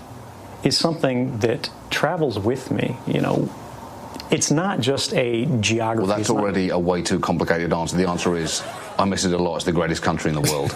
I do miss my country. I do miss my home. I do miss my family. Do you miss Hot Pockets? Hot Pockets! Yes. I miss Hot Pockets very much. Okay. Now that had to be scripted. That answer that he gave? I don't believe so. I do not believe that, because I've been watching The Daily Show long enough to know that one of their great acts is not being a well-known show amongst the public at large. And I think your initial premise, which was that Snowden never heard of John Oliver, didn't have any idea there was a comedy show, and he would respond, but was trying to respond like it was some sort of a real interview, which I've seen The Daily Show do with like mayors and chiefs of police and all, and try to humiliate them by asking kind of stupid questions. And the Samantha Bee, one of the women who's married to one of the other writers, is, if you ever get to see her do this, she is the absolute most forward, humiliating person that they've ever had on the show. I mean, she makes people look like complete idiots, and I think that's what we had. I don't think it was rehearsed at all. Well, this next answer, to me, seemed edited. The entire state of Florida. So the entire state of Florida was the question. And there's this big, long pause.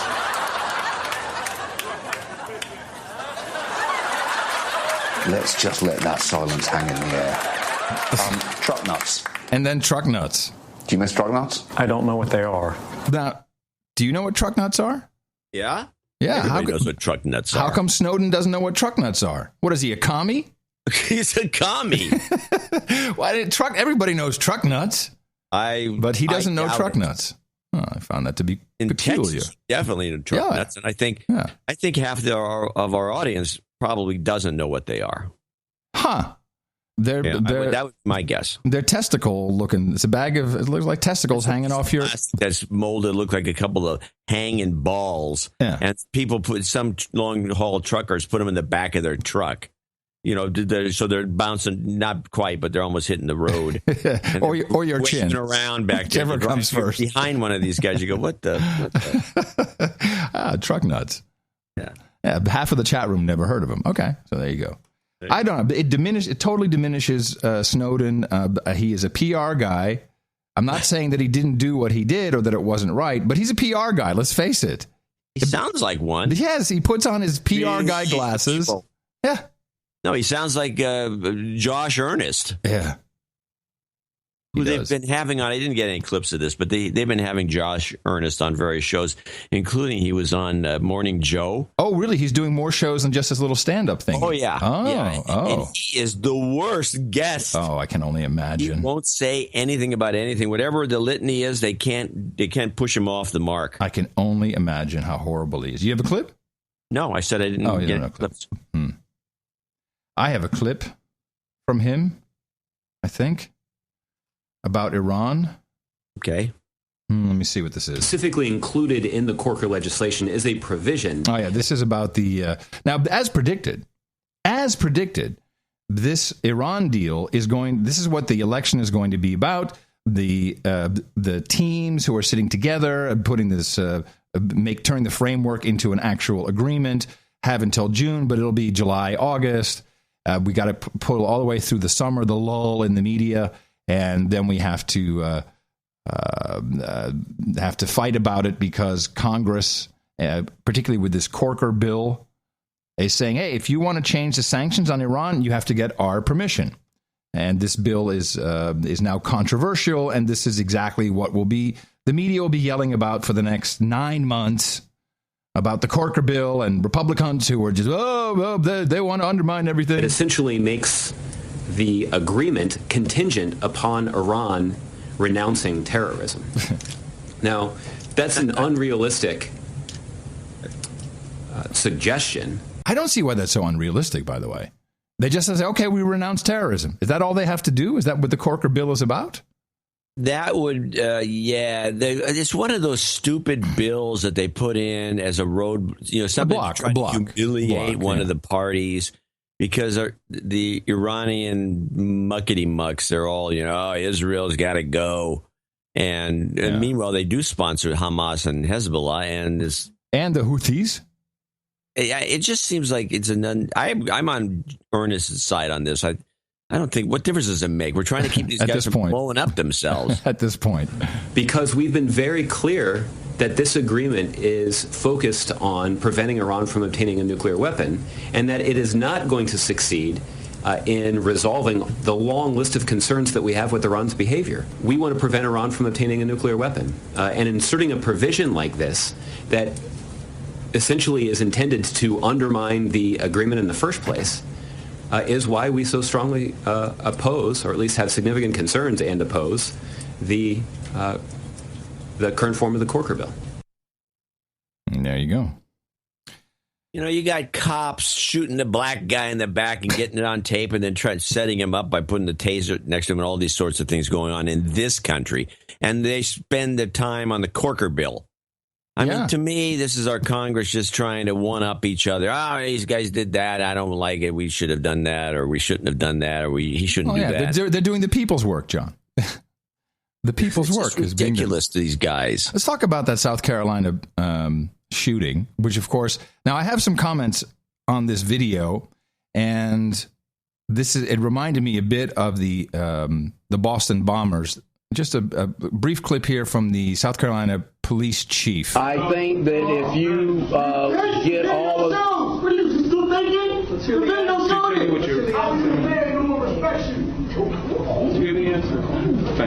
The answer to your question, sir, is that if you are made privy to all of the video, I have not seen all of the video, so therefore I can't answer the questions.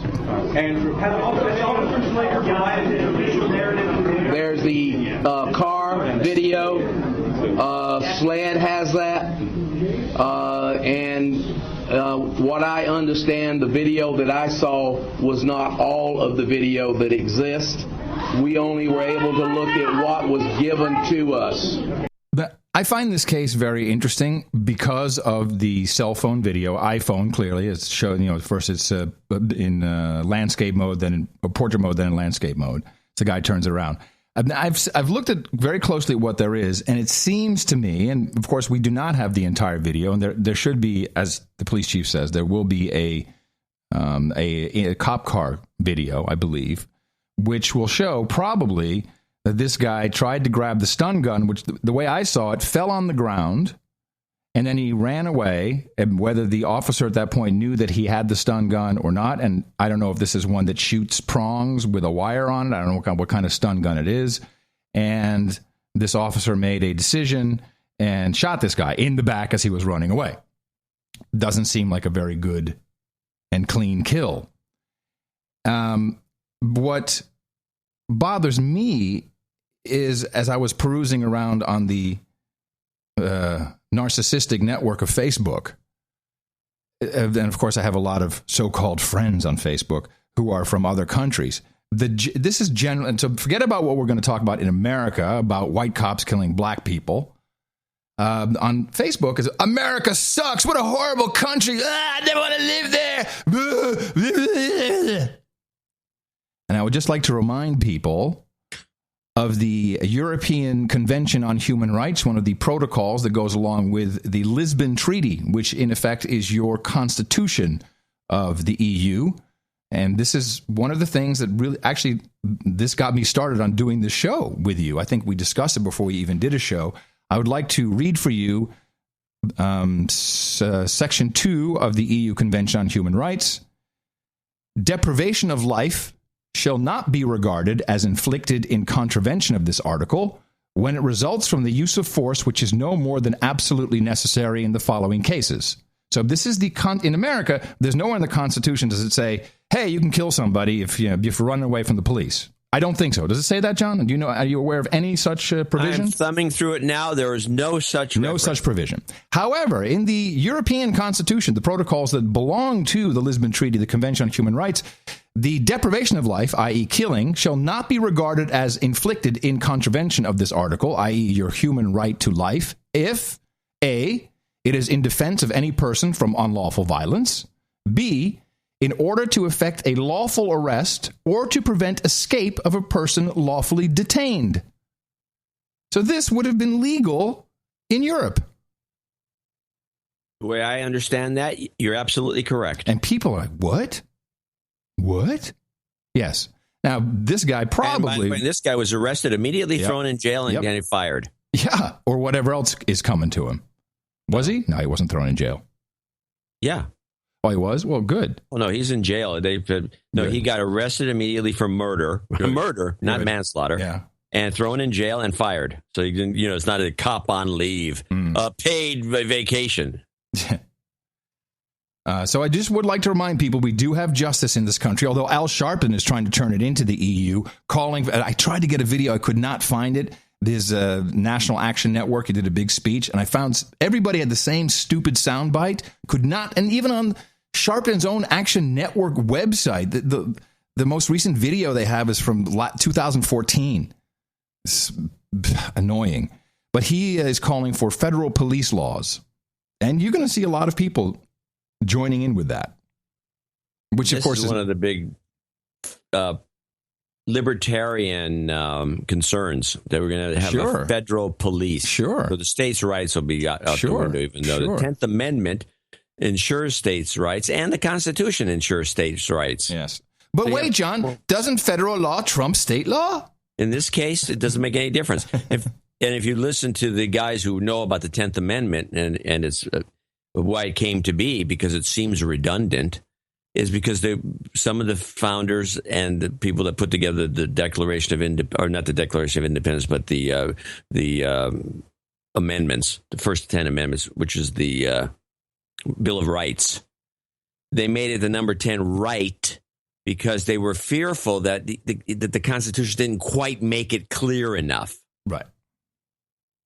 Well, this is all, of course, not the fault of anybody, but, let's listen to House Assistant Minority Leader Jim Clyburn, who is from South Carolina. He's a Democrat. He knows. He can't quite remember the name of the outfit that is responsible for this, but this is why. But the problem... By the way, just to spoil it, it's Republicans. The problem we've got is that a climate has been created in the country that's causing these things to occur all over. And Chris, I know I get a lot of criticism from some of my friends, but this so-called American legislative... You can do it. Whatever they call that group. Alex Council. Alex. They have been drawing up these legislations, pieces of legislation like Stand Your Ground. That legislation gives a license for people to be vigilantes. The cop. This is a cop. He's talking about stand your ground and vigilantes. They're the ones that's drawing up all these so-called voter ID laws. Oh, voter ID. They're the ones that have been drawing up these unfair redistricting plans. These people are a cancer eating at the inners of our society. And it's time for our elected officials to start speaking out about this, because the climate that's being created is not a good climate. No. And that's why you have these rogue police officers feeling they have license to do what they want to do, and there will be no consequences paid for it. And I think that's the mindset of this police officer. Yeah. So it's all the fault of the Republicans is kind of what he's saying. What is the cancer eating at the dinners? I don't know. This guy is out of his mind. He thinks it's Alex. So you can't take much of what he says. Oh, he's only a representative. He's been in that office forever. Too long.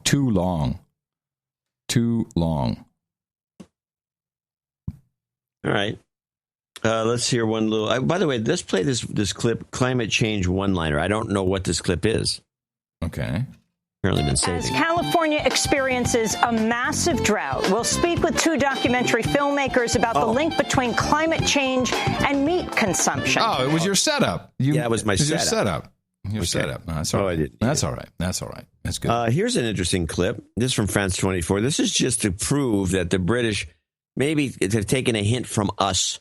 And this is about the polls, because we have an election coming up in the UK between the different parties. And then we should probably mention that in the United Kingdom, there's a raging debate about the freedom to travel and having Polish workers come in and take British jobs. But this is about the polling going on and who's going to win. Oh, I'm sorry. I thought you meant polls as in the Poles from Poland. Yeah, I don't know what you're talking about. I don't know. You said polls. I like polls. Yeah, the polls, the Polish. Oh, I'm sorry. No, this is what I said. They're taking a hint from our approach to polling. And now you're going to hear some of what the polling has revealed. Tell me who you think's going to win. Well, we don't know, do we? Isn't that play the clip. Close race, isn't it? What is this? You have John Polney. Got it. The blog is called What Thinks. John Curtis teaches at the University of Strathclyde. Welcome back to the show. And, well, frankly, they're as clear as mud. According to who you believe, the Tories are up by 2 points, up by 1 point, down by 1 point. The Conservatives on track, though, to garner the greatest number of seats. Okay, so we have the up by 1 point, down by 2 points. Yeah. This is, to me, a scam. Says that we got the same thing going on over there that we like to pull in this country, which is the media, which is always looking for more money. The media, unlike the No Agenda show, the media is, oh God, what's today's thing? Are we getting enough not donations, but advertising revenue from the Tories, the Conservatives? No, they're way down. Oh, well, then we better make it look like that Labor's winning. This is just bull crap, and I'm glad to see that the British are doing the same thing to their public. They've learned something. We take all their actors, we got good movies, and they take our TV tricks. Now, they went on this is on France 24, they went on discussing with these experts. This is the show, it's called Debate. It's quite good. And they were talking about the different little parties, including UKIP. And this right in the middle, believe me, they do not do this. They dropped, somebody in the studio control room dropped a sound effect. Like when he says UKIP, there's like an applause. Somebody just turned on the laugh meter. Play this. Within the Conservative camp, the main rival, is it the Labour Party, or is it these smaller parties, most notably the more far right leaning UKIP? Well, I think the fact is that whoever is leader, it's going to be David Cameron or Ed Miliband. No one else can be the leader. That's funny. They should use our sound effects, though. Let's do a little Parliament in there. That's better. Yeah, so I'm watching this, and as that crops up, I said, wait a minute. Hold on a second. That was funny. Well, anyway, it's all slanted. In our elections here, Hillary is ramping up her team. This report I thought was interesting. She hired a very important person. And this report does two things. First, it tells us that she's hired Christina Shockey. Very little information available about Miss Shockey, Shockey, Christina Shockey. Does she have a wiki page? No. She is the PR handler was the PR handler for Michelle Obama. And in this report, this is what I kind of liked about it. They do this. They announce that Hillary's hired her, and then they say, and all of these things that she set up, which now apparently is common knowledge, were fake, phony, and bullcrap. For Hillary Clinton, the building blocks of a presidential campaign are now taking shape. She's already putting together a virtual shadow team of advisors, most recently adding a former aide to First Lady Michelle Obama. Christina Shockey is credited with helping soften Mrs. Obama's public image. She's the aide behind that undercover shopping trip to Target, the First Lady's cameo at the Oscars, even those unforgettable dance moves with Jimmy Fallon. Thank you for telling us that Target was fake. Wow. Yeah, it's good, isn't it? Yeah. They don't even realize what they're doing. No, they're not realizing. They're revealing to the public that this is bogus. And she also hired a former Google executive. This is very concerning. This flow over from Google and Facebook into politics. It's not like these people leave Google and FaceTime and don't know anything or anybody. Huh. And it's not like Google and Facebook don't know all of us. Just as a little example. Yeah, well, it's concerning. It is. Yeah, it is concerning. And on Facebook, this Christina Shockey is good enough to pull off some of these real scamish publicity stunts, including the dance move. That's unbelievable. It is just to KSSX18. It is concerning. It is also disconcerting, but can it be of concern? What is it? What difference does it make at this point? Concerning is a real word. Disconcerting is a different word.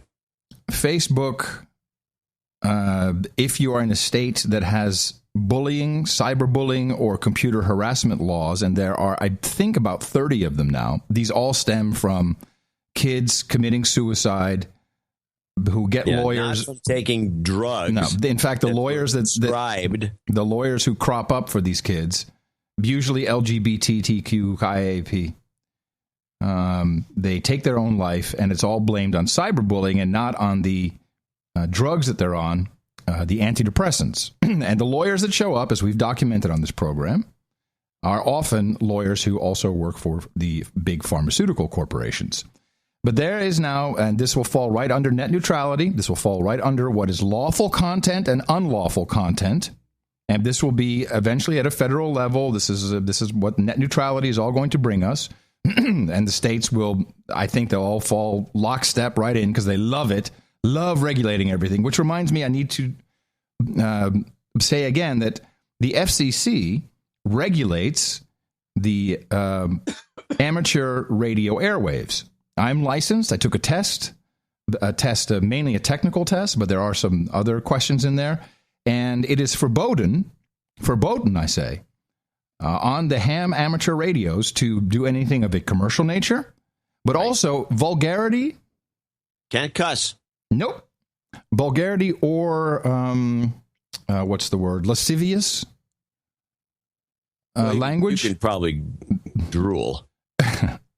Lascivious concepts, vulgar language is verboten. And people have been fined up to $20,000 for breaking you can these get rules. fined. $20,000 on the internet. Thank you to net neutrality, because the internet is now under the auspices, or that's not quite finished, and it hasn't fully been approved. But they're headed toward controlling the internet in much the same way. And here's an example of a couple of kids messing around. It's a teenage girl messing around, and she lives in Virginia, a cyberbully law state, messing around with some kids and getting in big trouble for it.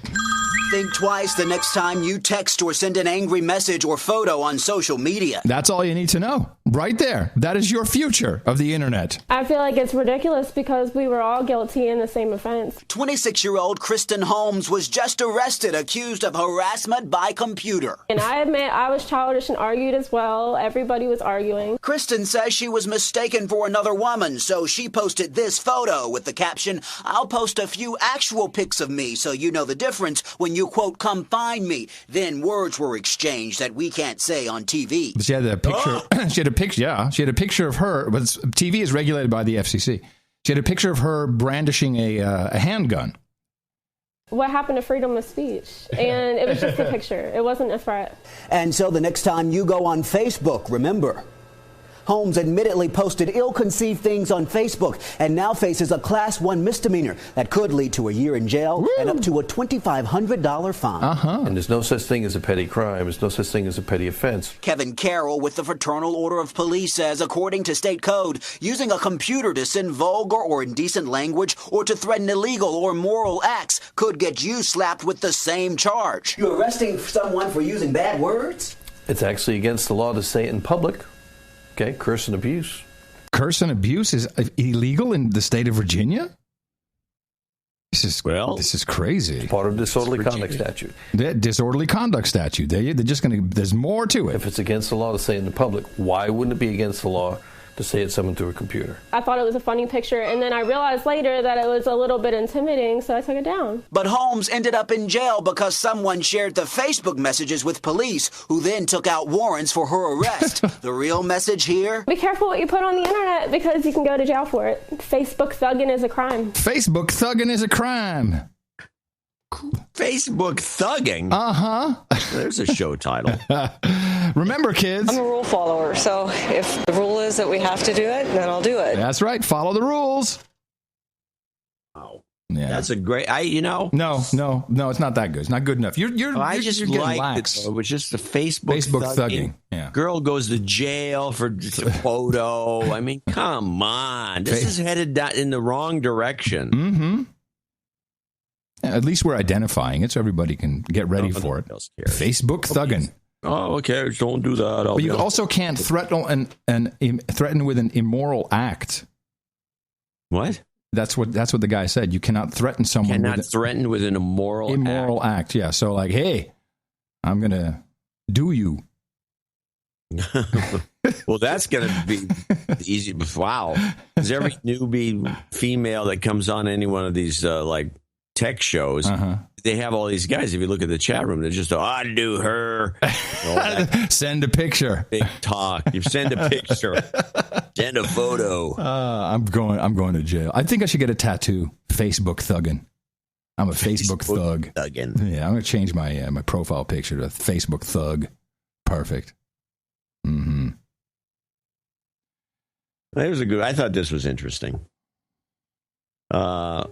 This will be, let's go with, I got a bunch of these on weapons. Obama has now set the record for allowing most export of weaponry. Yeah, we just sold $1 billion to, who did we sell $1 billion to? To Pakistan. $1 billion worth of stuff. That's a spit in the bucket. Well, it's a tip. It's a tip. Play the weapons backgrounder plus Iran. What do you think the Iran nuclear deal, if anything, portends for U.S. sales to the Middle East? President Obama is about to call a meeting at Camp David with the leaders of all the Gulf nations. Do you see them exploiting that to call for increased military purchases from the U.S.? Unfortunately, yes. I mean, you would think a reduction of tensions should reduce the arms sales, but the Saudis have been screaming about the deal, saying, well, you're letting Iran off the hook, which is not the case, and therefore you have to bulk up our armaments, which is kind of insane given the amounts that have already gone there. So how does the Obama administration spending on military weapons, and is it the Obama administration spending money on military weapons or just allowing the weapons to be sold to these countries? Both. And how does it compare to the 2 terms of the George W. Bush administration? Well, primarily these are sales because the Saudis and others in the Gulf can afford them. The exceptions being aid to Egypt and Israel, which are the biggest recipients of U.S. military aid.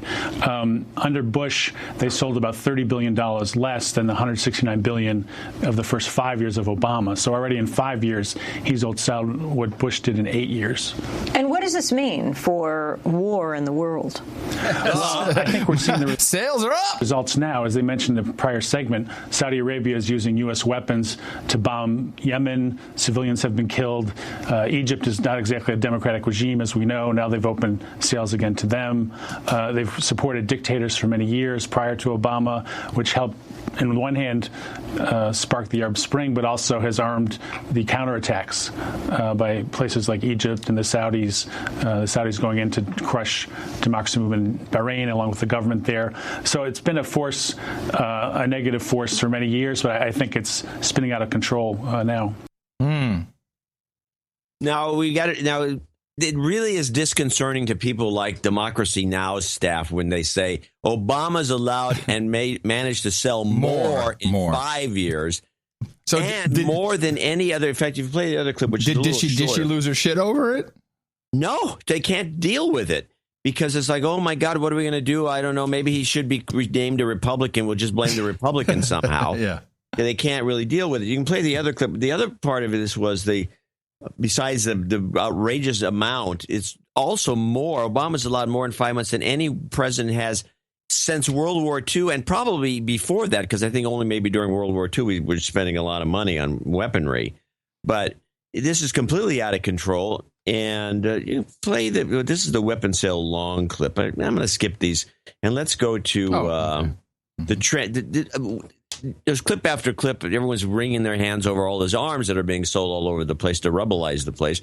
And then out of the blue, I picked up this clip, which kind of added another dimension. This is the Trans-Pacific Deal clip.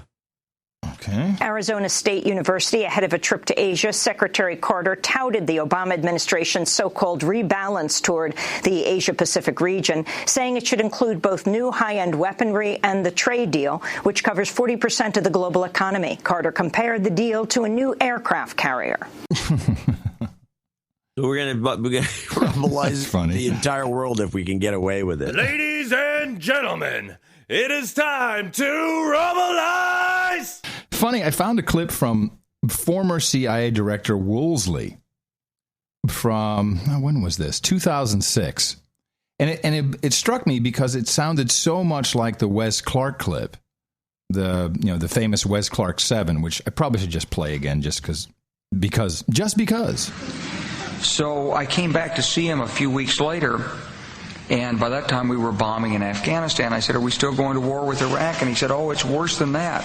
He said, he reached over on his desk, he picked up a piece of paper, and he said, He said, I just got this down from upstairs, meaning the Secretary of Defense's office today, and he said, this is a memo that describes how we're going to take out 7 countries in 5 years, starting with Iraq and then Syria, Lebanon, Libya, Somalia, Sudan, and finishing off Iran. Now, here's the former CIA director in 2006 with a similar take, but a little more F yeah. The problem is not Islam. The problem is tyranny.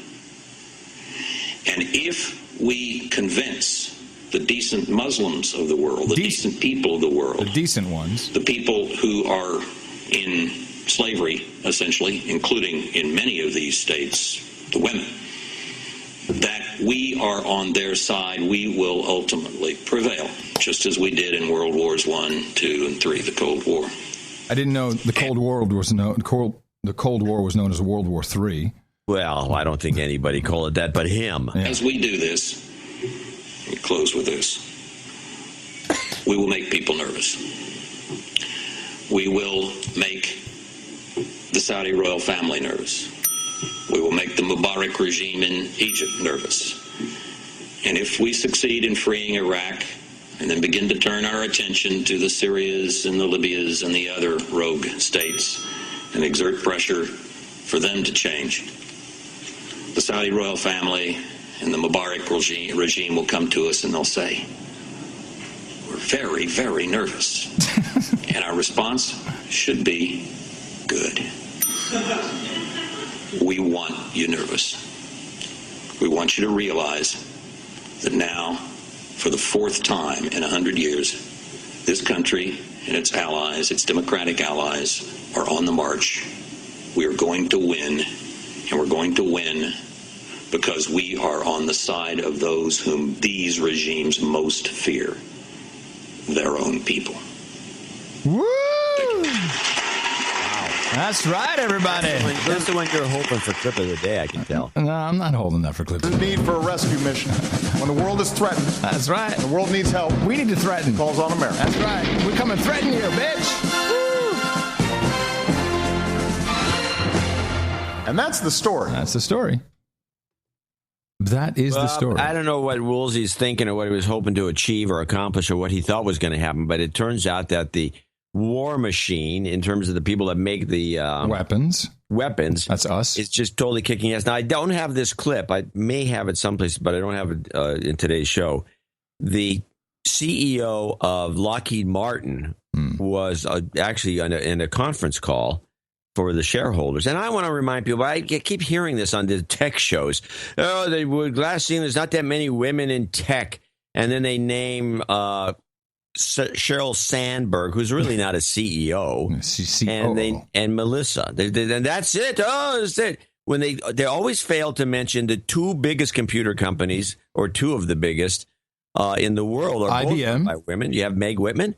And you have Jeannie Rometty, whatever her name is, that runs IBM. Yeah. These are women. Oh, I don't know why they don't count them. And then we failed to mention that one of the giant tech companies, Lockheed Martin, has a woman CEO. Yep, that's right. And is GE not a woman now as well? I don't know. I'm not GE. I'm sorry, General Motors. Oh, yeah, General Moters. Yeah. But let's ignore all that. Yes. And talk about, and maybe plug Sheryl Sandberg's book again. That's what it always amounts to.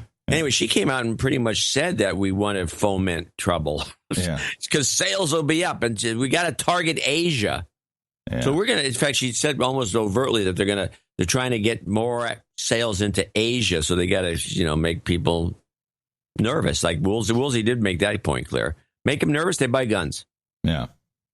No, it is really unconscionable. Well, that's exactly what we do. Make them nervous, they buy guns. North Korea, make them nervous, they buy guns. South Korea, then.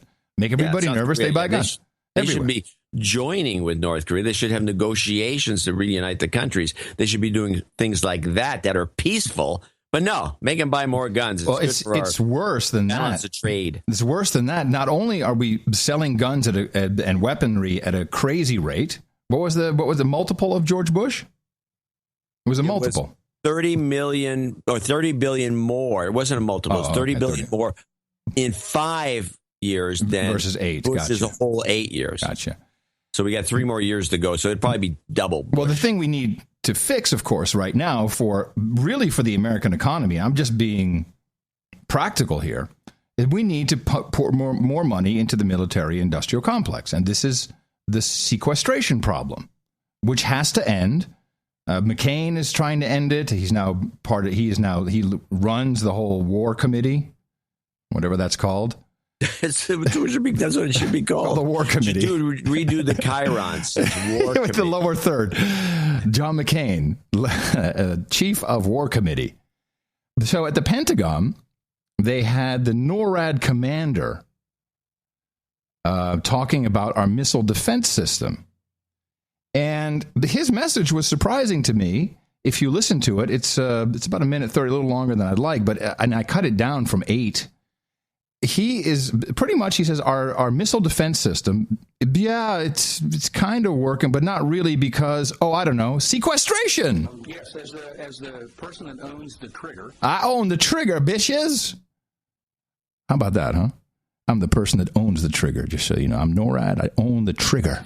I don't maintain it. The services maintain it. It's designed by Admiral Jim Steering and the Missile Defense Agency, but I own the trigger. That's just so cool to say that. Hey, you want to kill a whole nation? I own the trigger. On this, and I have high confidence that it'll work against North Korea. High confidence it'll work. Not 100%, but high confidence it'll work against North Korea. It was designed to defend against nations that might not be deterred other ways, and that would clearly be North Korea in that regard. Oh, yeah, clearly. We're very concerned about the mobile nature of the KN-08. So the KN-08 doesn't work mobily very well. We lose our ability to get the indications that something might occur, and then, of course, the unpredictable nature of the regime that's there. Oh, yeah. First off, we need to be with this pleasure squad. He's going to come kill us with this pleasure squad. Watch out. Improve our sensors, our discrimination sensors, so that we have high confidence and be able to detect the objects that are in space. The next Space Wars, anybody? piece is that we need to improve the lethality of the kill vehicles, and then the next one is to take care and upgrade and maintain that which we have to be as best as we possibly can.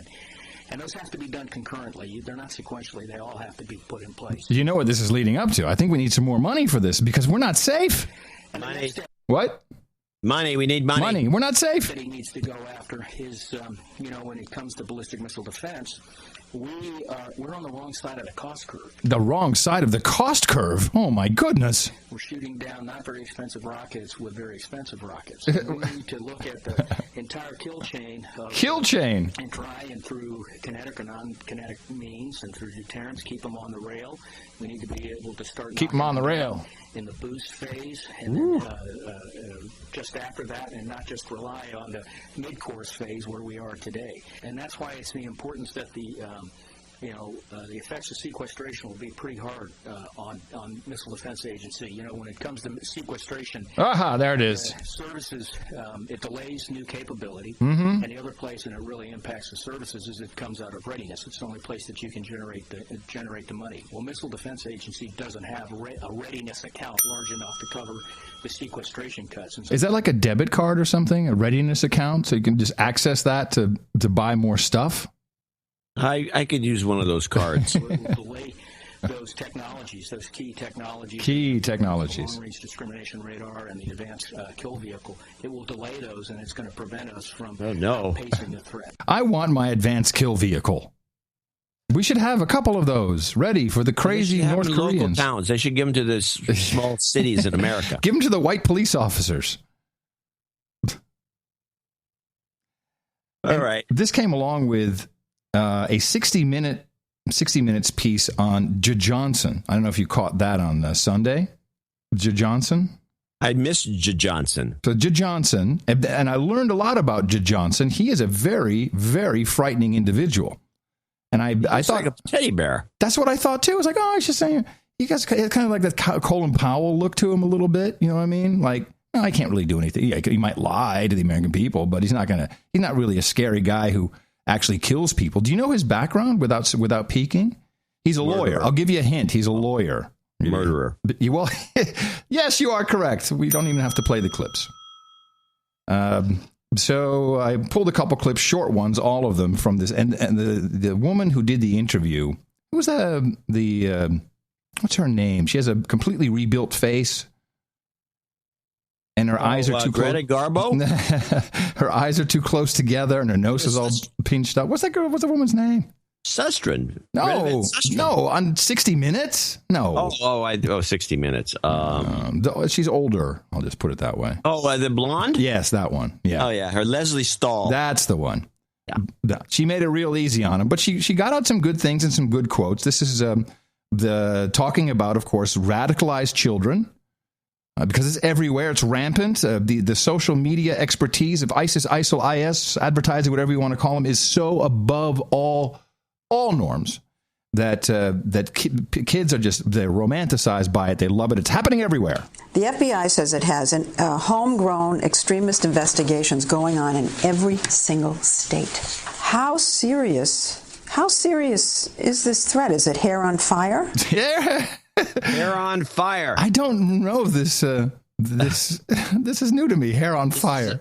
A serious threat. It's hair on fire. Every state? I certainly don't believe in the hair on fire phenomenon. Whoa, hair on fire. Good. But every state? I mean, that means it's percolating everywhere. The fact that we have investigations in every state does not surprise me. No. We are very concerned about young people romanticizing a group like ISIL. And so we've got to keep tabs on it all. Yeah. And what do we have to keep tabs on? Well, we know hair. Hair? But what is the typical profile of a self-radicalized person in the United States?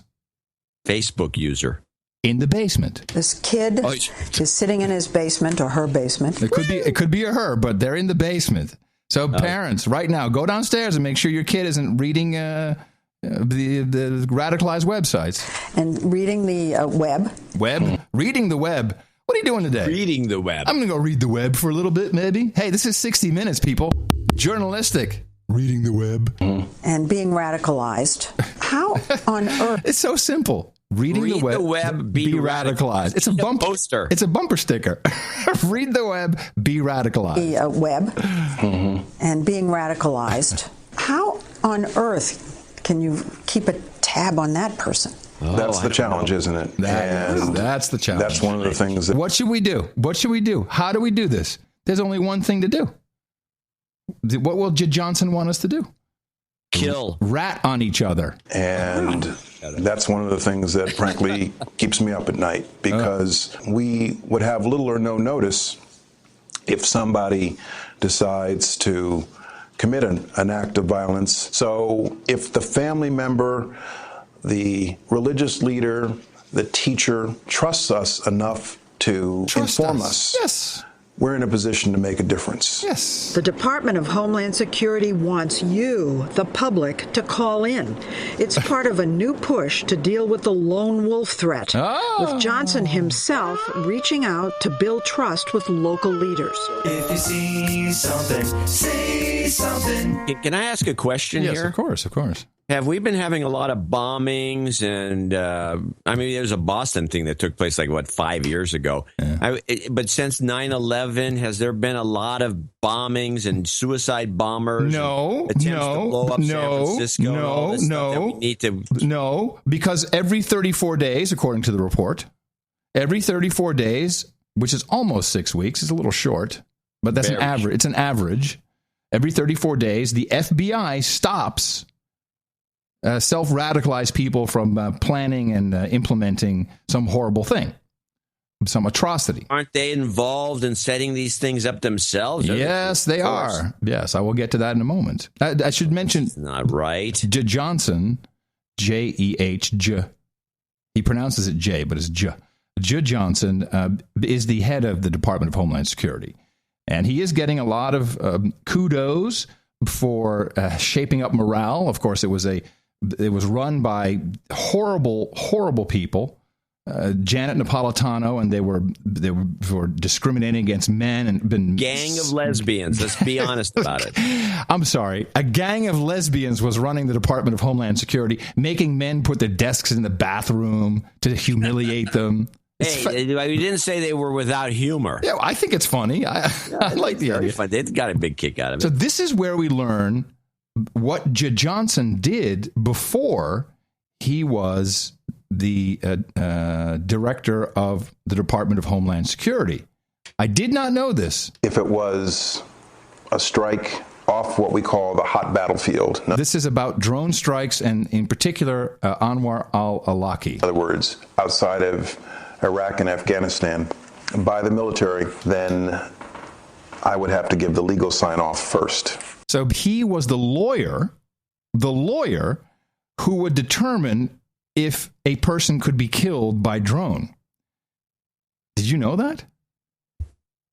You know, I don't know why I didn't know it, and maybe I did know it, but I don't think I knew it. I don't think so. But that's a disgusting job. And so he's the guy behind it's okay to kill Americans, and he's heading up Homeland Security? Yes. I don't want that. Yes. Listen further. Out of Iraq and Afghanistan, by the military, then I would have to give the legal sign-off first. And so I did that. At one point, you had to decide whether it was okay to kill an American, al-Awlaki. In any use of targeted lethal force, we'd have to conclude that it was consistent with domestic law and international law. Did you say it was not legal? By the way, he just slips that in there. To kill an American, it has to be legal by domestic law and international law.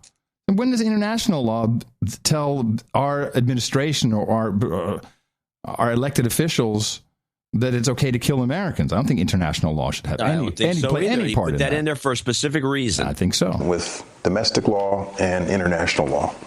Did you say it was not legal many times? Occasionally, I would have to conclude. Once in a while, like, God, oh, damn. Why doesn't he just say, no, I never did that? Sorry for taking the Lord's name in vain, but that's crazy. That the legal authority was not there, and quickly found out that it was actually easier to say yes than it was to say no. Well, of course, it's much more fun that way. What is he saying? He said it's easier to kill somebody than maybe we shouldn't kill them. Wait a minute, let me guess.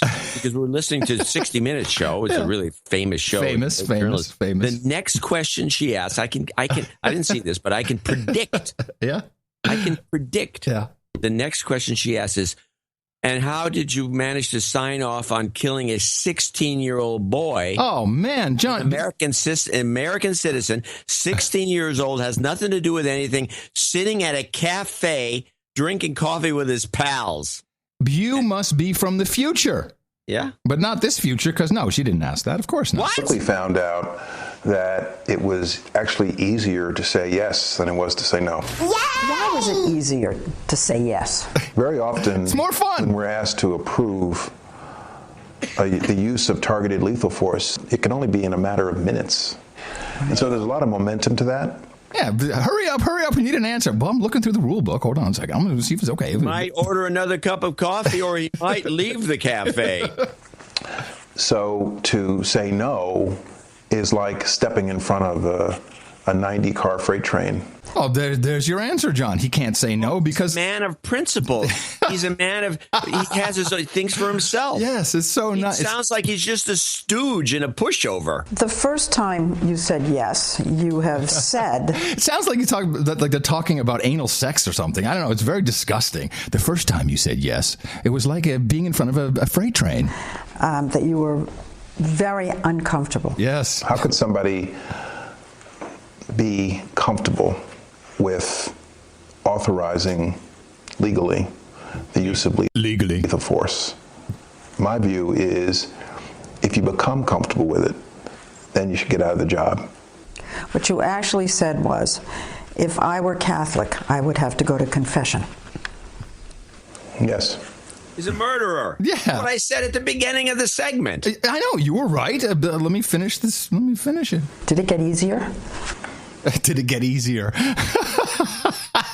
That is a good question. I think that's humorous, by the way. Did it get easier to kill people? No. It never got easier. Never. Are you sure? Are you sure? You already said it was easier to say yes than no. Yeah, but it did get easier than that, where you didn't just blink once for yes. No. But has been so often collateral, what they call collateral damage, meaning that innocents get killed. Yeah, screw them. That happens. It happens in war. Yeah. Does it haunt you? No. I don't know if I like the word haunt. No. But it tickles Answer me. no. Tickles my fancy, or it gives me butterflies in my tummy. You have to be sensitive to the notion that the judgments we make today could be condemned on the pages of history years from now. So it doesn't bother him that he is issuing commands to kill people. He's bothered that he'll look bad in the history books. Yeah. What a dick. And his term, he ends in 2016. He's only there for this year. And I want to hire him. Okay, what do you want to hire? Lose or draw. Special guest star, ladies and gentlemen, Jim Johnson, former Department of Homeland Security. He is the trigger man. He will determine who's going to die tonight on Win, Lose, or Draw. Yes, Jim, come on down. Well, he's a interesting character. You're right. You caught me off guard. I did not expect to hear that he was the guy who signed off on the legal ramifications within of minutes. A 16-year-old boy in a cafe as an American citizen. Within minutes. Yeah, it's easier to say yes than no. Yeah. What it was easier to do was to say, let me see what the number is on my paycheck. Oh, yeah, it's a lot easier to say yes. I won't even be working for the government if I say no. Man. Hey, I see you have an Al-Shabaab Kenya thing. Can we do that? It's a rap clip. We haven't been covering it. Well, the only reason I want to do it is because I have a jingle for it. That's all. Oh, you want to play the jingle after the clip? After the clip, yeah. It's a rap clip. It's one of those clips that is a generalized clip that explains what's going on. Because it's one of the things that we have not covered yet. And people always complain, how come you didn't talk about that? So I wanted to talk about this. Okay. So there it is. And one of our jingle makers sent in a jingle because he said, Secret Agent Paul, who's done a lot of great jingles for us, he said, this is going to come up. You guys got to be talking about this. Kenya's launched another round of airstrikes in Somalia targeting the militant group Al-Shabaab after it claimed responsibility for the massacre of 148 people, mainly Christian students, at Kenya's Garissa University College.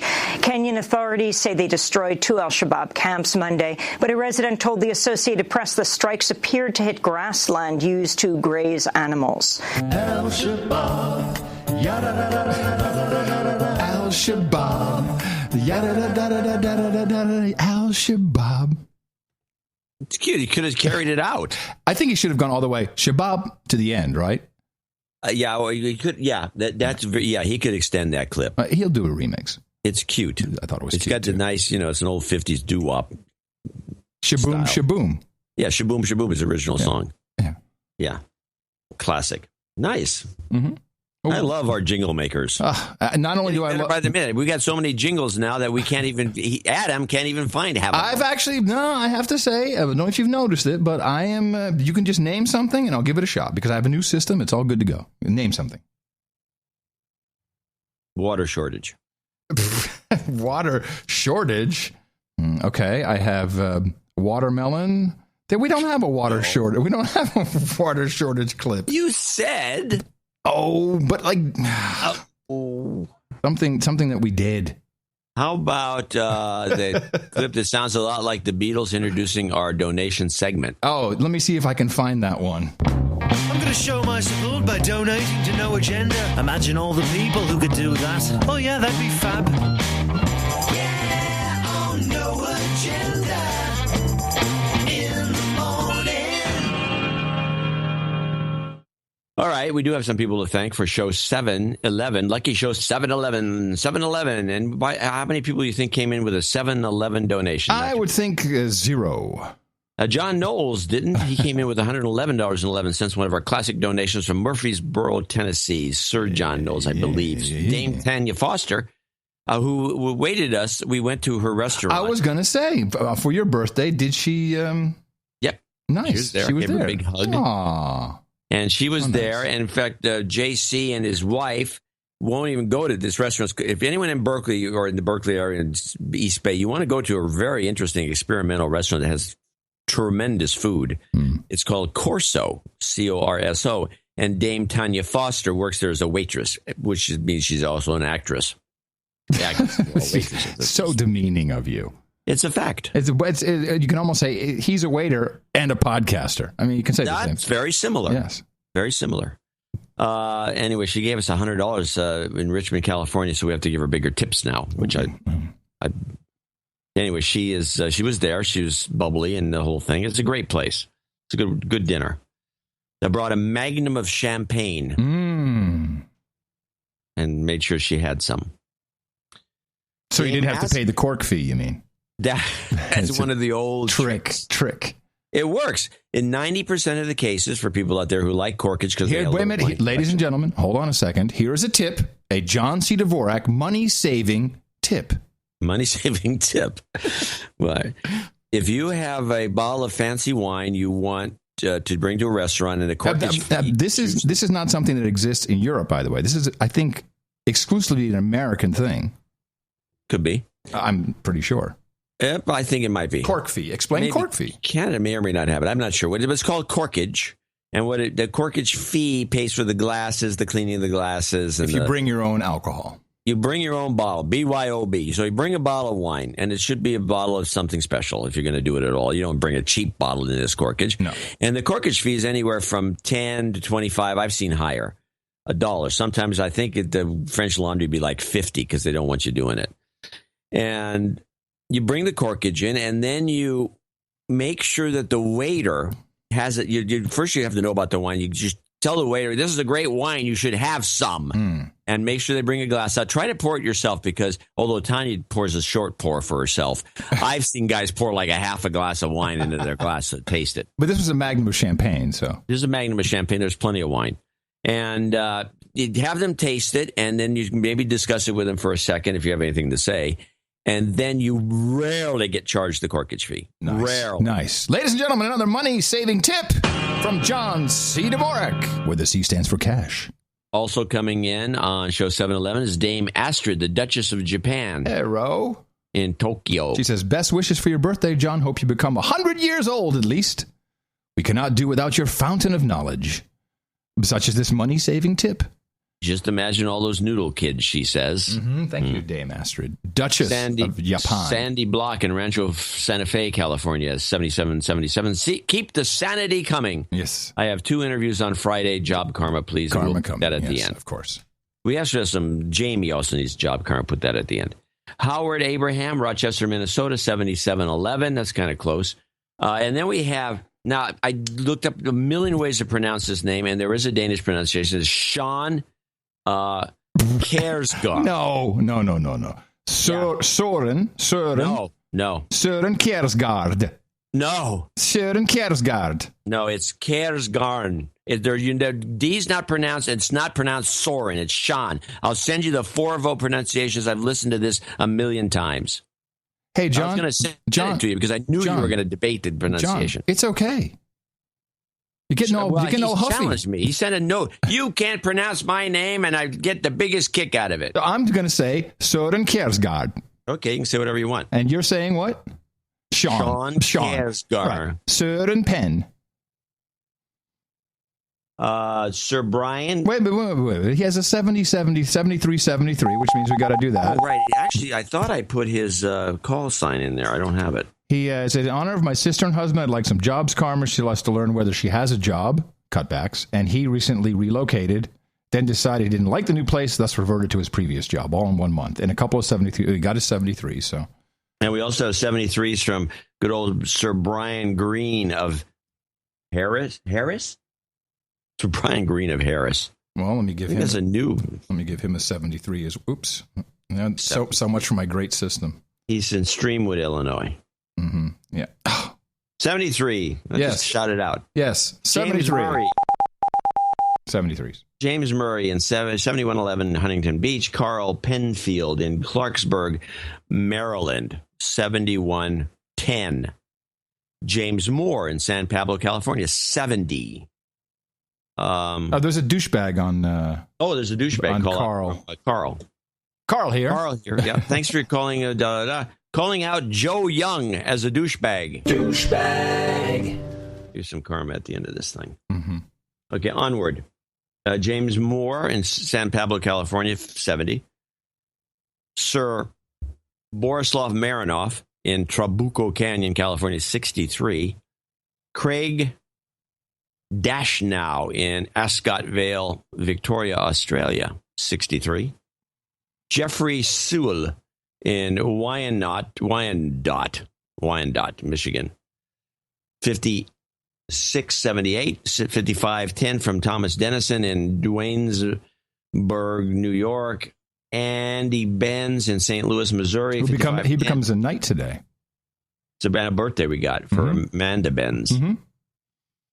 It also completes his knighthood. You got knighthoods everywhere. David Pete, and these are all $50 donors. There's not that many. David Pete in Aubrey, Texas. Darren Chapman in Abingdon, Oxfordshire, UK. Jean van der Laan in Assen. Perfect. Nailed it. Anonymous in Bromma, Sweden. Kevin Johnson in Phoenix, Arizona. Brian, what is this? Scozzaro. In Chattanooga, Tennessee. Corey McDonald in Richfield, Minnesota. Nuts. And Jason DeLuzio in Chatsford, Pennsylvania. And finally, the anonymous lesbian from Parts Unknown, who also writes sanity on her check and made a few comments that the concert game doesn't give her a lot of money. She's sorry that donations are down. It's okay. We continue to press forward and we do our best. Work it as we can. And that's it? That's all she wrote. Let me give everybody the karma they requested. Jobs, jobs, jobs, and jobs. Let's vote for jobs. You've got karma. Amen. There you go. Thank you all very much. Also, people who... There were a couple of $7.11s I saw, by the way. 1, 2, 3, and also 4, 5, I have 6. to mention, because everyone's demands I mention, but it's under 50, so I can't say this name, but a guy, let's see where it is. I think is it Hislop or another guy? They gave a $22.22, I believe. So it's his Mr. Hislop. Facebook donation. This is the one where they want to make someone from the Facebook pleasure group a knight. Yes. Or dame. Right. Okay. How's that coming along? Well, they're getting there. And Mimi's running the show, I'm telling you. No, she's not. She's running the show. You're not on Facebook. I see what she's doing. Well, I told her that. She says she's not running the show. Citizen X is more or less behind it. And she's just maintaining decorum. Okay. That's what it's called. Got it. All right. That's called the Dvorak syndrome. Facebook group is a Dvorak. It's a no agenda Facebook group that is about the show, and it's like 3,000 members, and they're going to donate every so often, whenever they can. For people who have the Facebook, there's one of the, I think she's a new, CJ, I think is her name, and she's new, and she's just cranking out no agenda stuff. Like buttons and shirts and jewelry and clothing. Yeah, it's good looking stuff. Buttons. I don't know. I don't even think she's selling it yet, but she keeps putting up pictures. I'm like, wow, I'd actually like to have that. That's pretty good looking. So I think get it. She's going to send you some. Yeah, she's going to put it on sale. I'll buy something from her. This is what she does for a living. Not necessarily making no agenda stuff, but no, nobody has made a living from that, including us. Everybody. Yes. Dvorak.org/NA.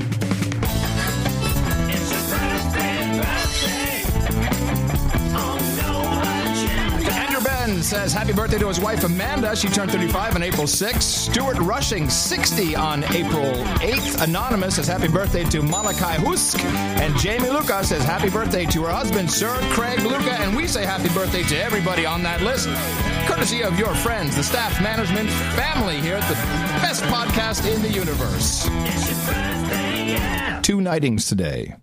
2 completing their knightings. Andrew Ben, Stuart Rushing. If we can grab our swords here for a moment. Perfect. Come on up, gentlemen. Andrew and Stuart, both of you are now about to join the round table of the No Agenda Show with the knights and dames for your contributions of $1,000 or more to the best podcast in the universe. And I hereby pronounceate these Sir Enderball and Knight of 10 CFR 50 Appendix B. For you, gentlemen, we have Hookers and Blow, Rent Boys and Chardonnay, Johnny Walker and Green Label, Progressive Rock and Russian Imperial Stout, Root Beer and Pepperoni Pizza, Dos Equis and Dutch Dominatrix, Ass Cream and Bear Fillings, Vodka and Vanilla, Bong Hits and Bourbon, Spikeling Cider and Escorts, and, of course, Mutton and Mead. Rings are in. Rings are in. Head over to noagendanation.com/rings. Register, and Eric the Shield will get it out to you as soon as possible because they are in. They're in. And thank you all. That's a plus. Thank you all so much. We got the Common Core report for this show. Oh, we need I wasn't ready for that. We need a Common Core jingle then, right? Do we? Well, we have a yeah, we do have a Common Core jingle. Yeah, let me just see. Common Core, whatever it's called. No, it doesn't go anything like that. Yes, Common Core, Common Core. Everybody likes the Common Core. Where 2 plus 3 is approximately 4 in the Common Core. Yeah. Yeah. We're going to go right into it? Jazzy. Pardon the interruption. At this time... Oh, is this the 9-year-old kid? No. This is a woman who is hired as the Common Core coordinator in this school. And when they do the testing, she goes on the PA system, so it sounds like you're in communist China. Or in jail. Or in jail, and she announces this, and then she follows up, and she talks a little bit like a uptalker. Oh, and nice. they discuss this with her. And the little girl made these comments, and people said, she's a phony, and blah. And she predicted that there would be computer glitches, and this clip confirms it. Pardon the interruption. At this time, all 7th grade testing groups should begin testing. Please. It's test time. Testing coordinator Brittany Ogden spent the day making sure children could log in. When you are the testing coordinator, you do a lot of moving around the building. So, for instance, today I've already taken 15,000 steps. While it went fairly smoothly, the first day was stressful. There were lots of computer glitches. Just being unfamiliar with how long it would take students to get into their testing locations, how long it would take us to read directions, and so everything kind of got pushed back. We had to alter our schedule, and I think just overall students and staff being nervous. That's it? Glitches. She took 15,000 steps. She's one of those dimwits that thinks that this is an important fact when she's being interviewed. 15,000 because she has a pedometer on her feet. No, this is native advertising for the Apple Watch, clearly. No, because after they did this, it may have been native advertising for something, because when she said 15,000 steps, the camera took a shot of her feet. I'm kidding. I'm kidding. Oh, that's genius. Where 2 plus 3 is approximately 4 in the Common Core. Woo, yeah. Let's see. Let's go to Euroland for a moment. We haven't been there during today's show yet. Okay. I have one Euroland clip. I have 2 Euroland clips, both about Greece. Today is the day that Greece would no longer have any more money. And there was a fun little meeting. The Prime Minister of the Prime Minister of Greekland went over to Putinland, and they had a little conversation. Of course, everyone is like, oh, what is he going to do? What's going to happen? What's Russia going to do? All eyes are on the Kremlin to see what transpires in a controversial meeting between the Greek and Russian leaders. The Greek Prime Minister is insisting he has not asked Moscow for any money to help meet debt repayments, saying he wants to work within the framework of the European Union. Alexis Tsipras today laid a wreath at the tomb of the unknown soldier. What a suck-up. In Moscow. Eyebrows were raised this week when Russian media hinted that President Putin may offer gas discounts and even new loans to Greece. A Russian minister has also said that Athens could be removed from Moscow's ban on Western food imports. This led to a warning from the European Parliament president to Greece to stick to the EU position on sanctions against Russia. I found this was actually interesting because we've talked about... Wait. Yes. What was it specifically? I couldn't hear it. The food import bans? You couldn't hear any of that? No, I heard it. I just didn't understand what he said. What food specifically? The Russian food import ban as a part of the... No, he said a product like olives or something. I don't think he said that. Oh, I thought he heard him say some specific thing. I don't think so. Oh. No. This is the problem. As we know, the tomato growers are not only receiving subsidy from the European Union for the losses they make by not shipping to Russia. Yeah.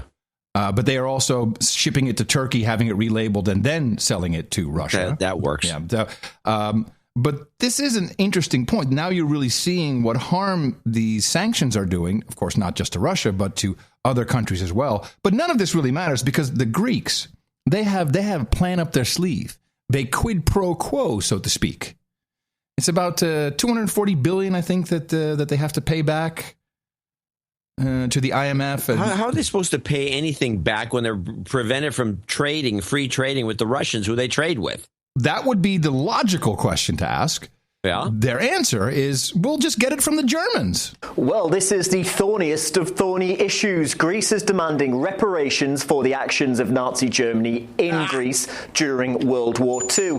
The figure that they've put on the amount that's owed to them is a whopping 278.7 billion euros. Now, this isn't the first time that reparations have been discussed. Greek governments have done it in the past. But what's different about this is Syriza have actually put a figure on it, finally. Numbers hadn't been talked about, but Prime Minister Alexis Tsipras had set a parliamentary committee to work to come up with the figures, and that's the number that they've come back with. Now, included in this nearly 279 billion euros is a 10.3 billion euro occupation loan. Now, that's a loan that Greek banks were forced to give to the Nazis during the Second World War. They want that back. It's estimated just being over 10 billion euro. There's also the costs of repatriating stolen archaeological treasures that were taken from Greece and brought to Germany. All of those things, well, the Greek Parliament saying adds up to, around 279 billion that they want back. It's worth mentioning that Greece has taken 240 billion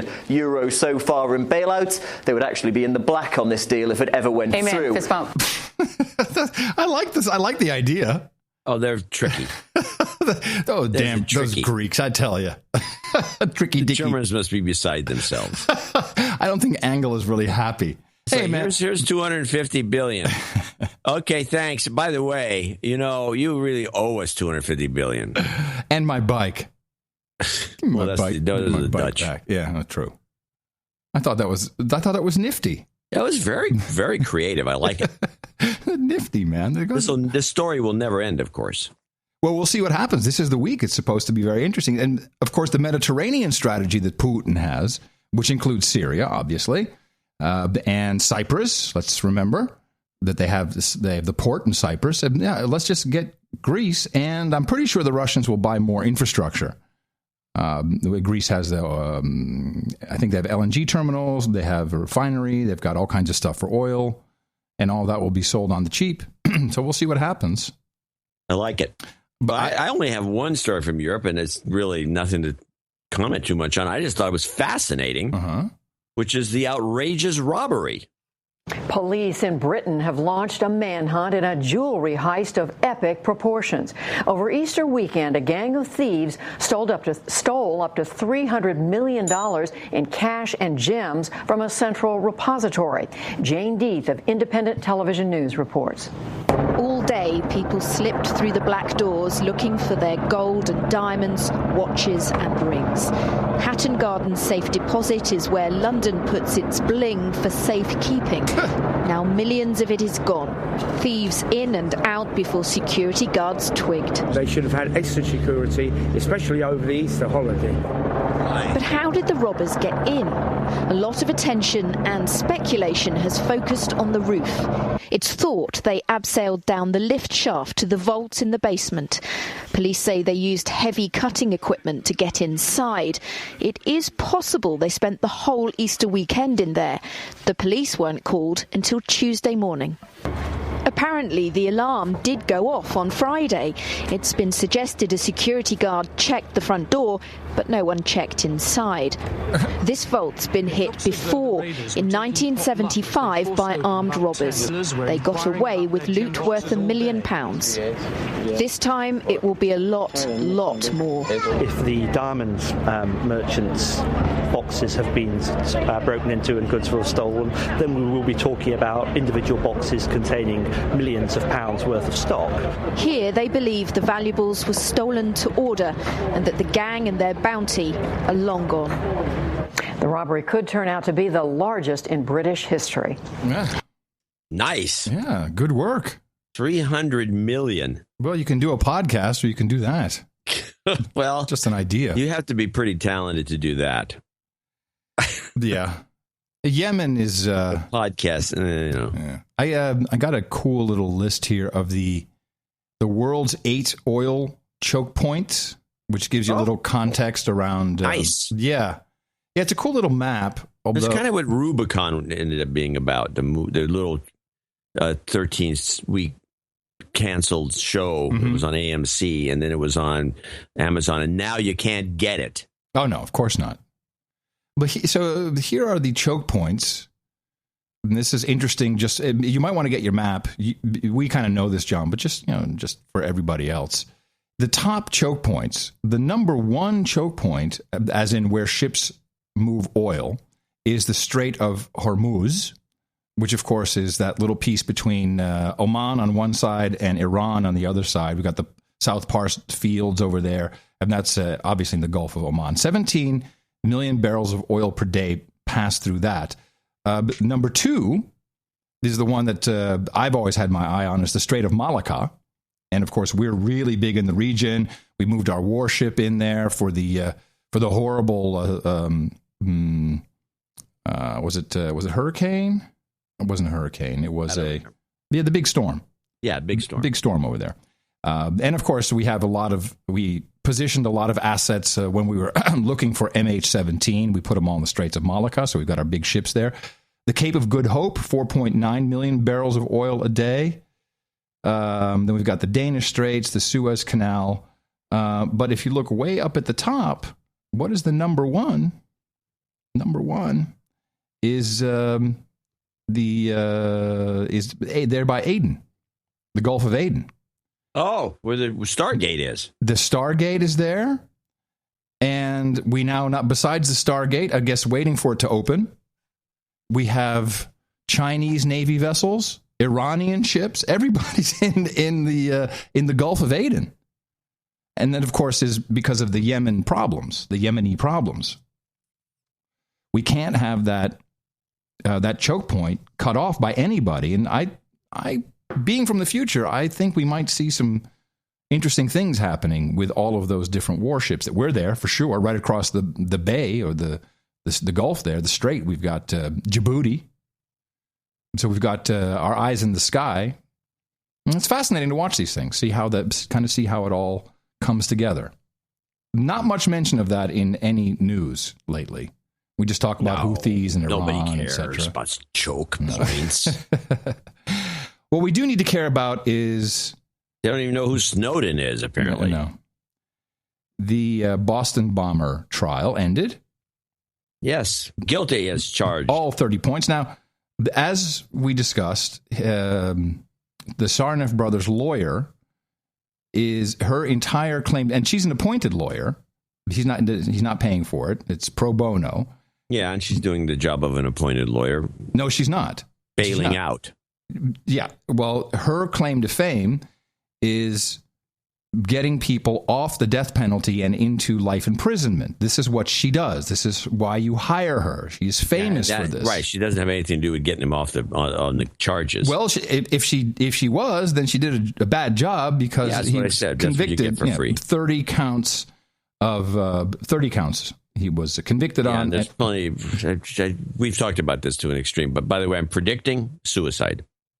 let's listen to Judge Napolitano, who used to have a great show over there on Fox. He got a little too close to being good, and so they only bring him in once in a while. Here's his overview of the situation. Well, the persistence of the guilty verdicts shows a consistent thinking on the part of the jury, and it's somewhat of a window into the jury's thinking with respect to the penalty phase. But the penalty phase trial will be radically different from the trial that just ended. In the trial that just ended, as brilliant and terrific as his chief counsel is, she didn't intercede very much. She presented next to no evidence, and she pretty much let the government run with the ball. You'll see an entirely different trial now where she will attempt to control what goes on in the courtroom by focusing in on his personal culpability, his personal duress, his personal, as she will argue, subservience to his brother. Those issues were explored in the first trial, but the jury was not compelled to rule on them, and she didn't present substantial evidence about it. And she will do so now. Yeah, of course, because she didn't care. This is an egomaniac, this woman. Didn't ask any of the right questions. For instance, a question would be, hey, that video that this entire trial was based on, you know, the one where you see him put the backpack into the trash can, why don't you show that to us? Conspicuously missing from any conversation whatsoever about this trial.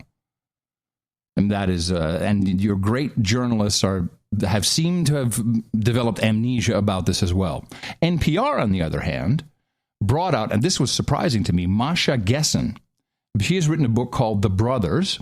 Now, the brothers, of course, they had ties to Chechnya and being radicalized and being part of the Chechnyan terrorists. Masha Gessen is a famous Putin hater, and she popped up a lot on the show as well when Putin started to hate gays. You remember those days when Putin used to hate gays? I think he still hates gays. Does he still hate gays? Gays and dogs and all kinds dogs. of stuff. He hates all kinds of those stuff. Terrible dogs. So they brought her out for this interview on Fresh Air with Terry Gross. So tell me, what is self-radicalization? The defense is saying that Johar was following his brother Tamerlan, but unlike his brother, Johar was not a self-radicalized terrorist. What does the expression self-radicalized mean? Oh, finally, we get an answer. It's interesting. It comes from Masha Gessen. Nobody knows. Oh. Nobody knows what self-radicalized. Wait a minute. Wait a minute. What is going on with I don't understand how that can be. I'm shocked. Shocked to find harmonica playing going on in here. Yes. Stop the show. You get clip of the day. Fine. Finally, he makes clip of the day, ladies and gentlemen. Yes. Clip of the day. It's the only correct answer, ladies and gentlemen. Got me on that one. Nobody knows what self-radicalized means, and that's one of the weird things about the way that we talk about terrorism. We talk about radicalization as though it were a thing, as though you could sort of track it and identify it, and that's not the case. And then we've added this other layer, which is self-radicalization. Originally, radicalization was supposed to mean that there was an organization that sort of took you through the stages, and then when it turned out that some people just came to terrorism by themselves, this new thing called self-radicalization showed up. No one knows what it means. Fantastic. Well, at least she's telling the truth. We don't know what it means, although J. Johnson thinks it's somebody who was in their basement reading the web, and then you're self-radicalized. Here's I think it's something else going on with a guy reading the web in the basement. Very good. Here is Masha now about the U.S. justice system. So since you covered the trial, were you there throughout the trial? This, by the way, is a good question. I've been in and out of Boston, but I've been in and out of Boston. Doesn't that qualify? Wasn't I covering the trial? I covered most of the trial. No, you weren't there. What's your analysis of the trial? Do you think that the prosecution and the defense did a good job? Did you learn what you hoped to? Oh, those are two very different questions, because I think that the prosecution and the defense have been doing... Give her the hook! I mean, they are amazing. It's absolutely... I've covered a lot of trials, and it's absolutely the best trial I've ever seen in my life. Even though she didn't cover it, even though she wasn't there, she was in and out of Boston. Best trial ever. Wait, no defense was put up for this guy at all. No. And this is somehow... what is she, an advocate of kangaroo courts? Yes. Kangaroo court ever. That guy didn't have a fair. the choice of witnesses, sort of the dramaturgy, the timing of the prosecution's case was unbelievably good. But it is not the structurally, it's not the role of the American justice system to find the truth. Oh. Hey, lady, you're living here by the graces of the American public letting you be here on your green card, whatever you are. Careful with what you say. The American justice system administers punishment. Oh. It does not conduct inquests, and it does not. It does not find facts. So we were hoping. I mean, those of us who have been interested in the case, that's a lot of us. We were hoping that some facts would emerge from the trial. Oh. That as the FBI presented its case for the prosecution, we would learn things that were conspicuously absent from like a normal trial. That like defense that we didn't know before. There were some gaping holes in our knowledge. One of them is where and when were the bombs made. The FBI agents who testified at the trial admitted that they don't know where the bombs were made. If they don't know where the bombs were made, that also means that they don't know if anybody else was involved in the bombs. They don't know this anything. This is Fresh Air. I'm Terry Gross. Thank you, Terry Gross. Well, and this kind of falls into just briefly the 6-week cycle. And JW, one of our producers, he said, "Oh man, I think you really need to look at the full complaint against those 2 crazy women that the FBI got because they were going to blow something up." And this is in regards to the Anarchist Cookbook. If you read, and I put it in the show notes, of course, for you to read at your leisure, it's about 29 pages. The FBI agent actually gave these women the Anarchist Cookbook. What? Yes. So they had an undercover cop, of course, it was honeypotting them, trapping them, entrapping them. And then giving them the cookbook and said, "Look, they had this cookbook." Yep. Holy crap, that's disgusting. Here we go. The FBI agent found any discussion regarding protests, electricity, chemistry, propane, or cookware as highly suspicious. It's because they were just talking about propane and cookware. Yeah, got a new can of propane for the outside barbecue. You know us. And I mean, they're probably doing kebabs. What's interesting is that none of those actual conversations were recorded by the FBI. But it is his testimony from the special agent. So we just take it out of context. Yes. And the pressure cooker. Forbid. And the pressure cooker. The pressure cooker, which they had, this Valenzas, one of these women. Pressure cookers. She received the pressure cooker, as a gift from someone. And here it is. The undercover officer explains she, quote, joked about cooking something in the pressure cooker, then laughed and added, food. Which is, of course, a reference to explosive material. Code for a bomb. The word food is hereby outlawed. Do not mention... Oh, don't say the F word, man. Wow. They get away with this. Of course they get away with it because nobody cares. No. The media doesn't care. Nobody follows up. It's too much work to read this document. I know. And let's just go along with what they tell us to say because we have it's about 6 o'clock happy hour. Yeah. I know. It's just disgusting that nobody says, hold on, this is out of order what you're doing. And this is along with this comes that 34-day cycle. The Anarchist Cookbook, the anecdote is the word. That's outrageous. Yeah, he gave it to her. Hey, you're looking for some material? Read this. This is good. Oh, she has a copy of the Anarchist Cookbook. Oh no, we can't have that. iPhone, schmyphone. Yay! I got a little tech news for you, John. Yeah, we're going to our 3rd hour. That's right. No, we're not. We're about to warn the affiliates. No, don't warn any affiliates. We have to warn the listeners. That's all we have to do. Less than 10 minutes to go. That's right. 10 minutes to go. In the tech news segment today, a retraction from the best podcast in the universe. Uh-oh. We made a mistake, an error? I made an error. And it has been pointed out to me, and I apologize profusely for this. I mentioned a couple of different apps that had some secure communication capabilities. I mentioned two. The one I'm using with Void Zero is called Signal, and that is indeed a safe app. Okay. You and I talked about the Telegram app and actually called it an outstanding product, and we could not have been more wrong. Oh, well, you're the one that I didn't. You don't use we in this context. Well, if Snowden can do it, I can do it. You have a mouse in your pocket? Yeah, we got several different emails from dudes named Ben. We got Bill in Osaka. A lot of people. Okay, I'm pulling it off my you should pull it off right now.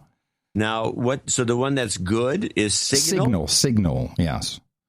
And Telegraph is no good because they rolled their own crypto for this. And the first rule what's wrong with that? The first rule of cryptography is don't roll your own crypto.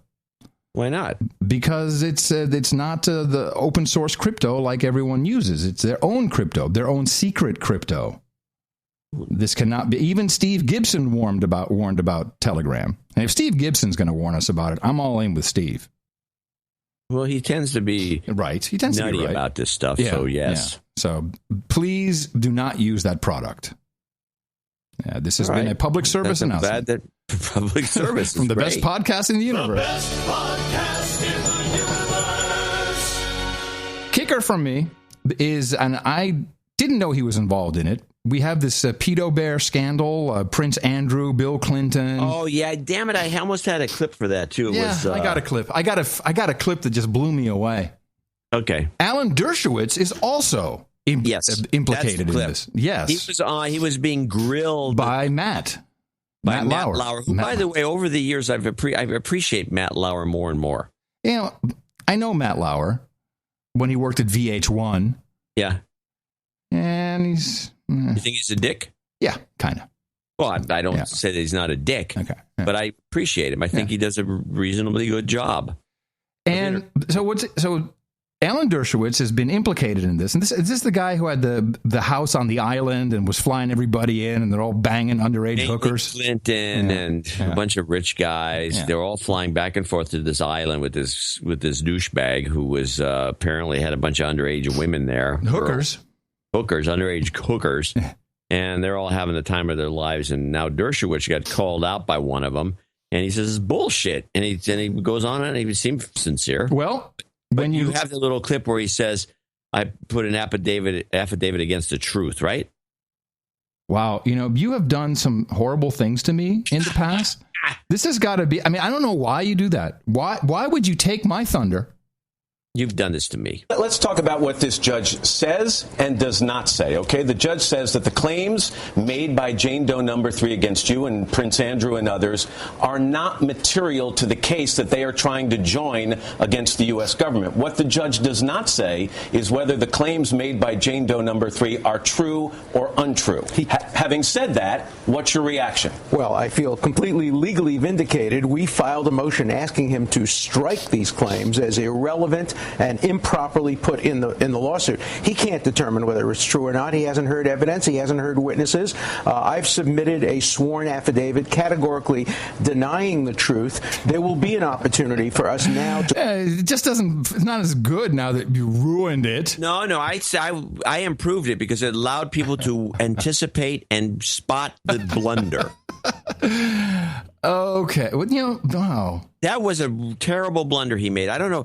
And then I watched the whole thing with that in mind because he went on and on and on and never stopped talking. And I don't know. I don't know what happened. The whole thing seems sketchy, and I don't know why Dershowitz would be there in the first place. The whole thing, I don't know. He says he was legally vindicated too. He never said he was vindicated. Oh yeah, legally, of course. Well, I have the whole interview in there, but it's you played. No, I'm not going to play it. It's not funny now. But you ruined it. First, you scolded yourself that you didn't clip it, and then you ruined my clip. I'm sorry. Okay. That will never happen again, ever. I'm okay then. I'm okay now. I'm good. Matt and Marie, no, it's not all that funny. No, Matt and Marie's is no good. Yeah, they had a little kerfuffle back and forth about this op-ed that Kissinger and George Shultz wrote in the Wall Street Journal, which, by the way, people, do not send me links to the Wall Street Journal. Steck does a good job. He sends me. That's because you can thank me for that. Thank you. Steck used to send me these links. I said, I can't read the Wall Street Journal. They have to subscribe or something. Right. Clip it. Yeah. So he clips it and then sends it. Right. But people all over the place are saying, hey, check out this article in the Wall Street Journal. I can't. No, you can't. If you go to the Wall Street Journal more than once, that you can't go on again. The New York Times is similar. In fact, it should be with all things. If you want to send something, clip it. It's cut and paste. There you go. Chicago Med. This is a new show. It's a pilot. Oh, no, I haven't seen this. Chicago Med, yes. This is, what's the guy's name who does all those shows? Dick Wolf. Dick Wolf, yes. Chicago Med, featuring a terrorist with a hand grenade in the emergency room. If you're here because of the ammonia leak, I'm going to need you on this side of the room. There's an ammonia leak, you see. When I say so. If you're here because of the flu or something non-life-threatening, I'm going to... Sir, not yet, please. I need everyone... You thought Ebola was a nightmare? I am the apocalypse! All Americans, you're all dead in 2 weeks! Allahu Akbar!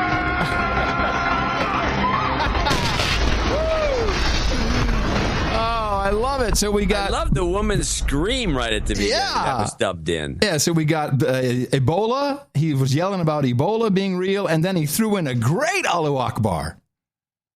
And with a hand grenade there in the... Man, I feel bad I missed the show. Allahu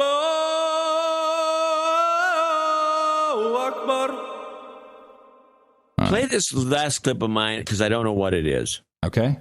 Foundation for a Secure and Prosperous America, which is a group. It's a pressure group that had some spokesperson on talking about something, but I don't remember it. The Senate has tough new sanctions on Iran. President Obama... You need to talk about it? Stop. This, you have to play from the beginning. Rand Paul rolls out his presidency. I'm going to run for president. Within minutes, this group called Americans for a Secure and Prosperous America run a campaign, anti-Rand Paul campaign ad. Out of the blue, just boom. Magical how that happens, isn't it? The Senate has tough new sanctions on Iran.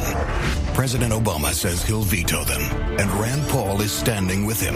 Rand Paul supports Obama's negotiations with Iran, and he doesn't understand the threat. You know, it's ridiculous to think that they're a threat to our national security. Rand Paul is wrong and dangerous. Tell him to stop siding with Obama, because even one Iranian bomb would be a disaster. It's good. I like that. Who comes up with these stupid ads and these ideas? But I like the sound effects. It's pretty good. At least they also showed a mushroom cloud. In a world where Rand Paul is president, who wants a bomb? Allahu Akbar. Yeah, fantastical. All right, John. So we don't go into hour number 3. I think we should stop here. Good. I'm all for it. You're all for it. Thank you all very much for participating in our little program here that we call the No Agenda Show. We are here twice a week, Thursdays and Sundays. Please remember us at Dvorak.org/NA, for it is only you who keeps the program running. The show is done for you and sponsored by you. That's correct. Paid for by you. Paid for, sponsored by you, advertising. That's correct. That's correct. Advertising free. Spirited show. And I will have on Sunday another update from the super duper group of Uber spies. Good. I got another Nigerian, so I'm saving that for Sunday. I got to parse through the whole recording. I would like to hear what the Nigerian has to say for himself. You betcha. Coming to you from FEMA Region 6 here in the Crackpot Condo, downtown Austin, Tejas. In the morning, everybody. I'm Adam Curry. And from northern Silicon Valley, where our beautiful clouds are now gone, and we're back to the dreary desert-like conditions. I'm John C. Dvorak. We'll be back on Sunday, right here on No Agenda. Adios, mofos.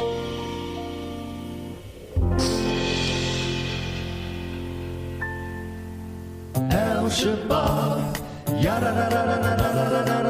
Al-Shabaab, There are 4 things I want the public to know. First, I thought it would be easier during my 4 years as Secretary of State. Obviously, it hasn't worked out that way. Second, I opted for convenience, and I think most people understand that. Third, no one wants their yoga routines made public. And fourth, what difference at this point does it make? I'm shocked to find 6-week cycles going on around here. It was worth it. It was worth it. Bingo, boom, boom, chaka-laka-laka, boom, boom, boom, boom, chaka-laka, boom, boom. The best podcast in the universe. Adios, mofo. Amen. Fist bump. Dvorak.org/NA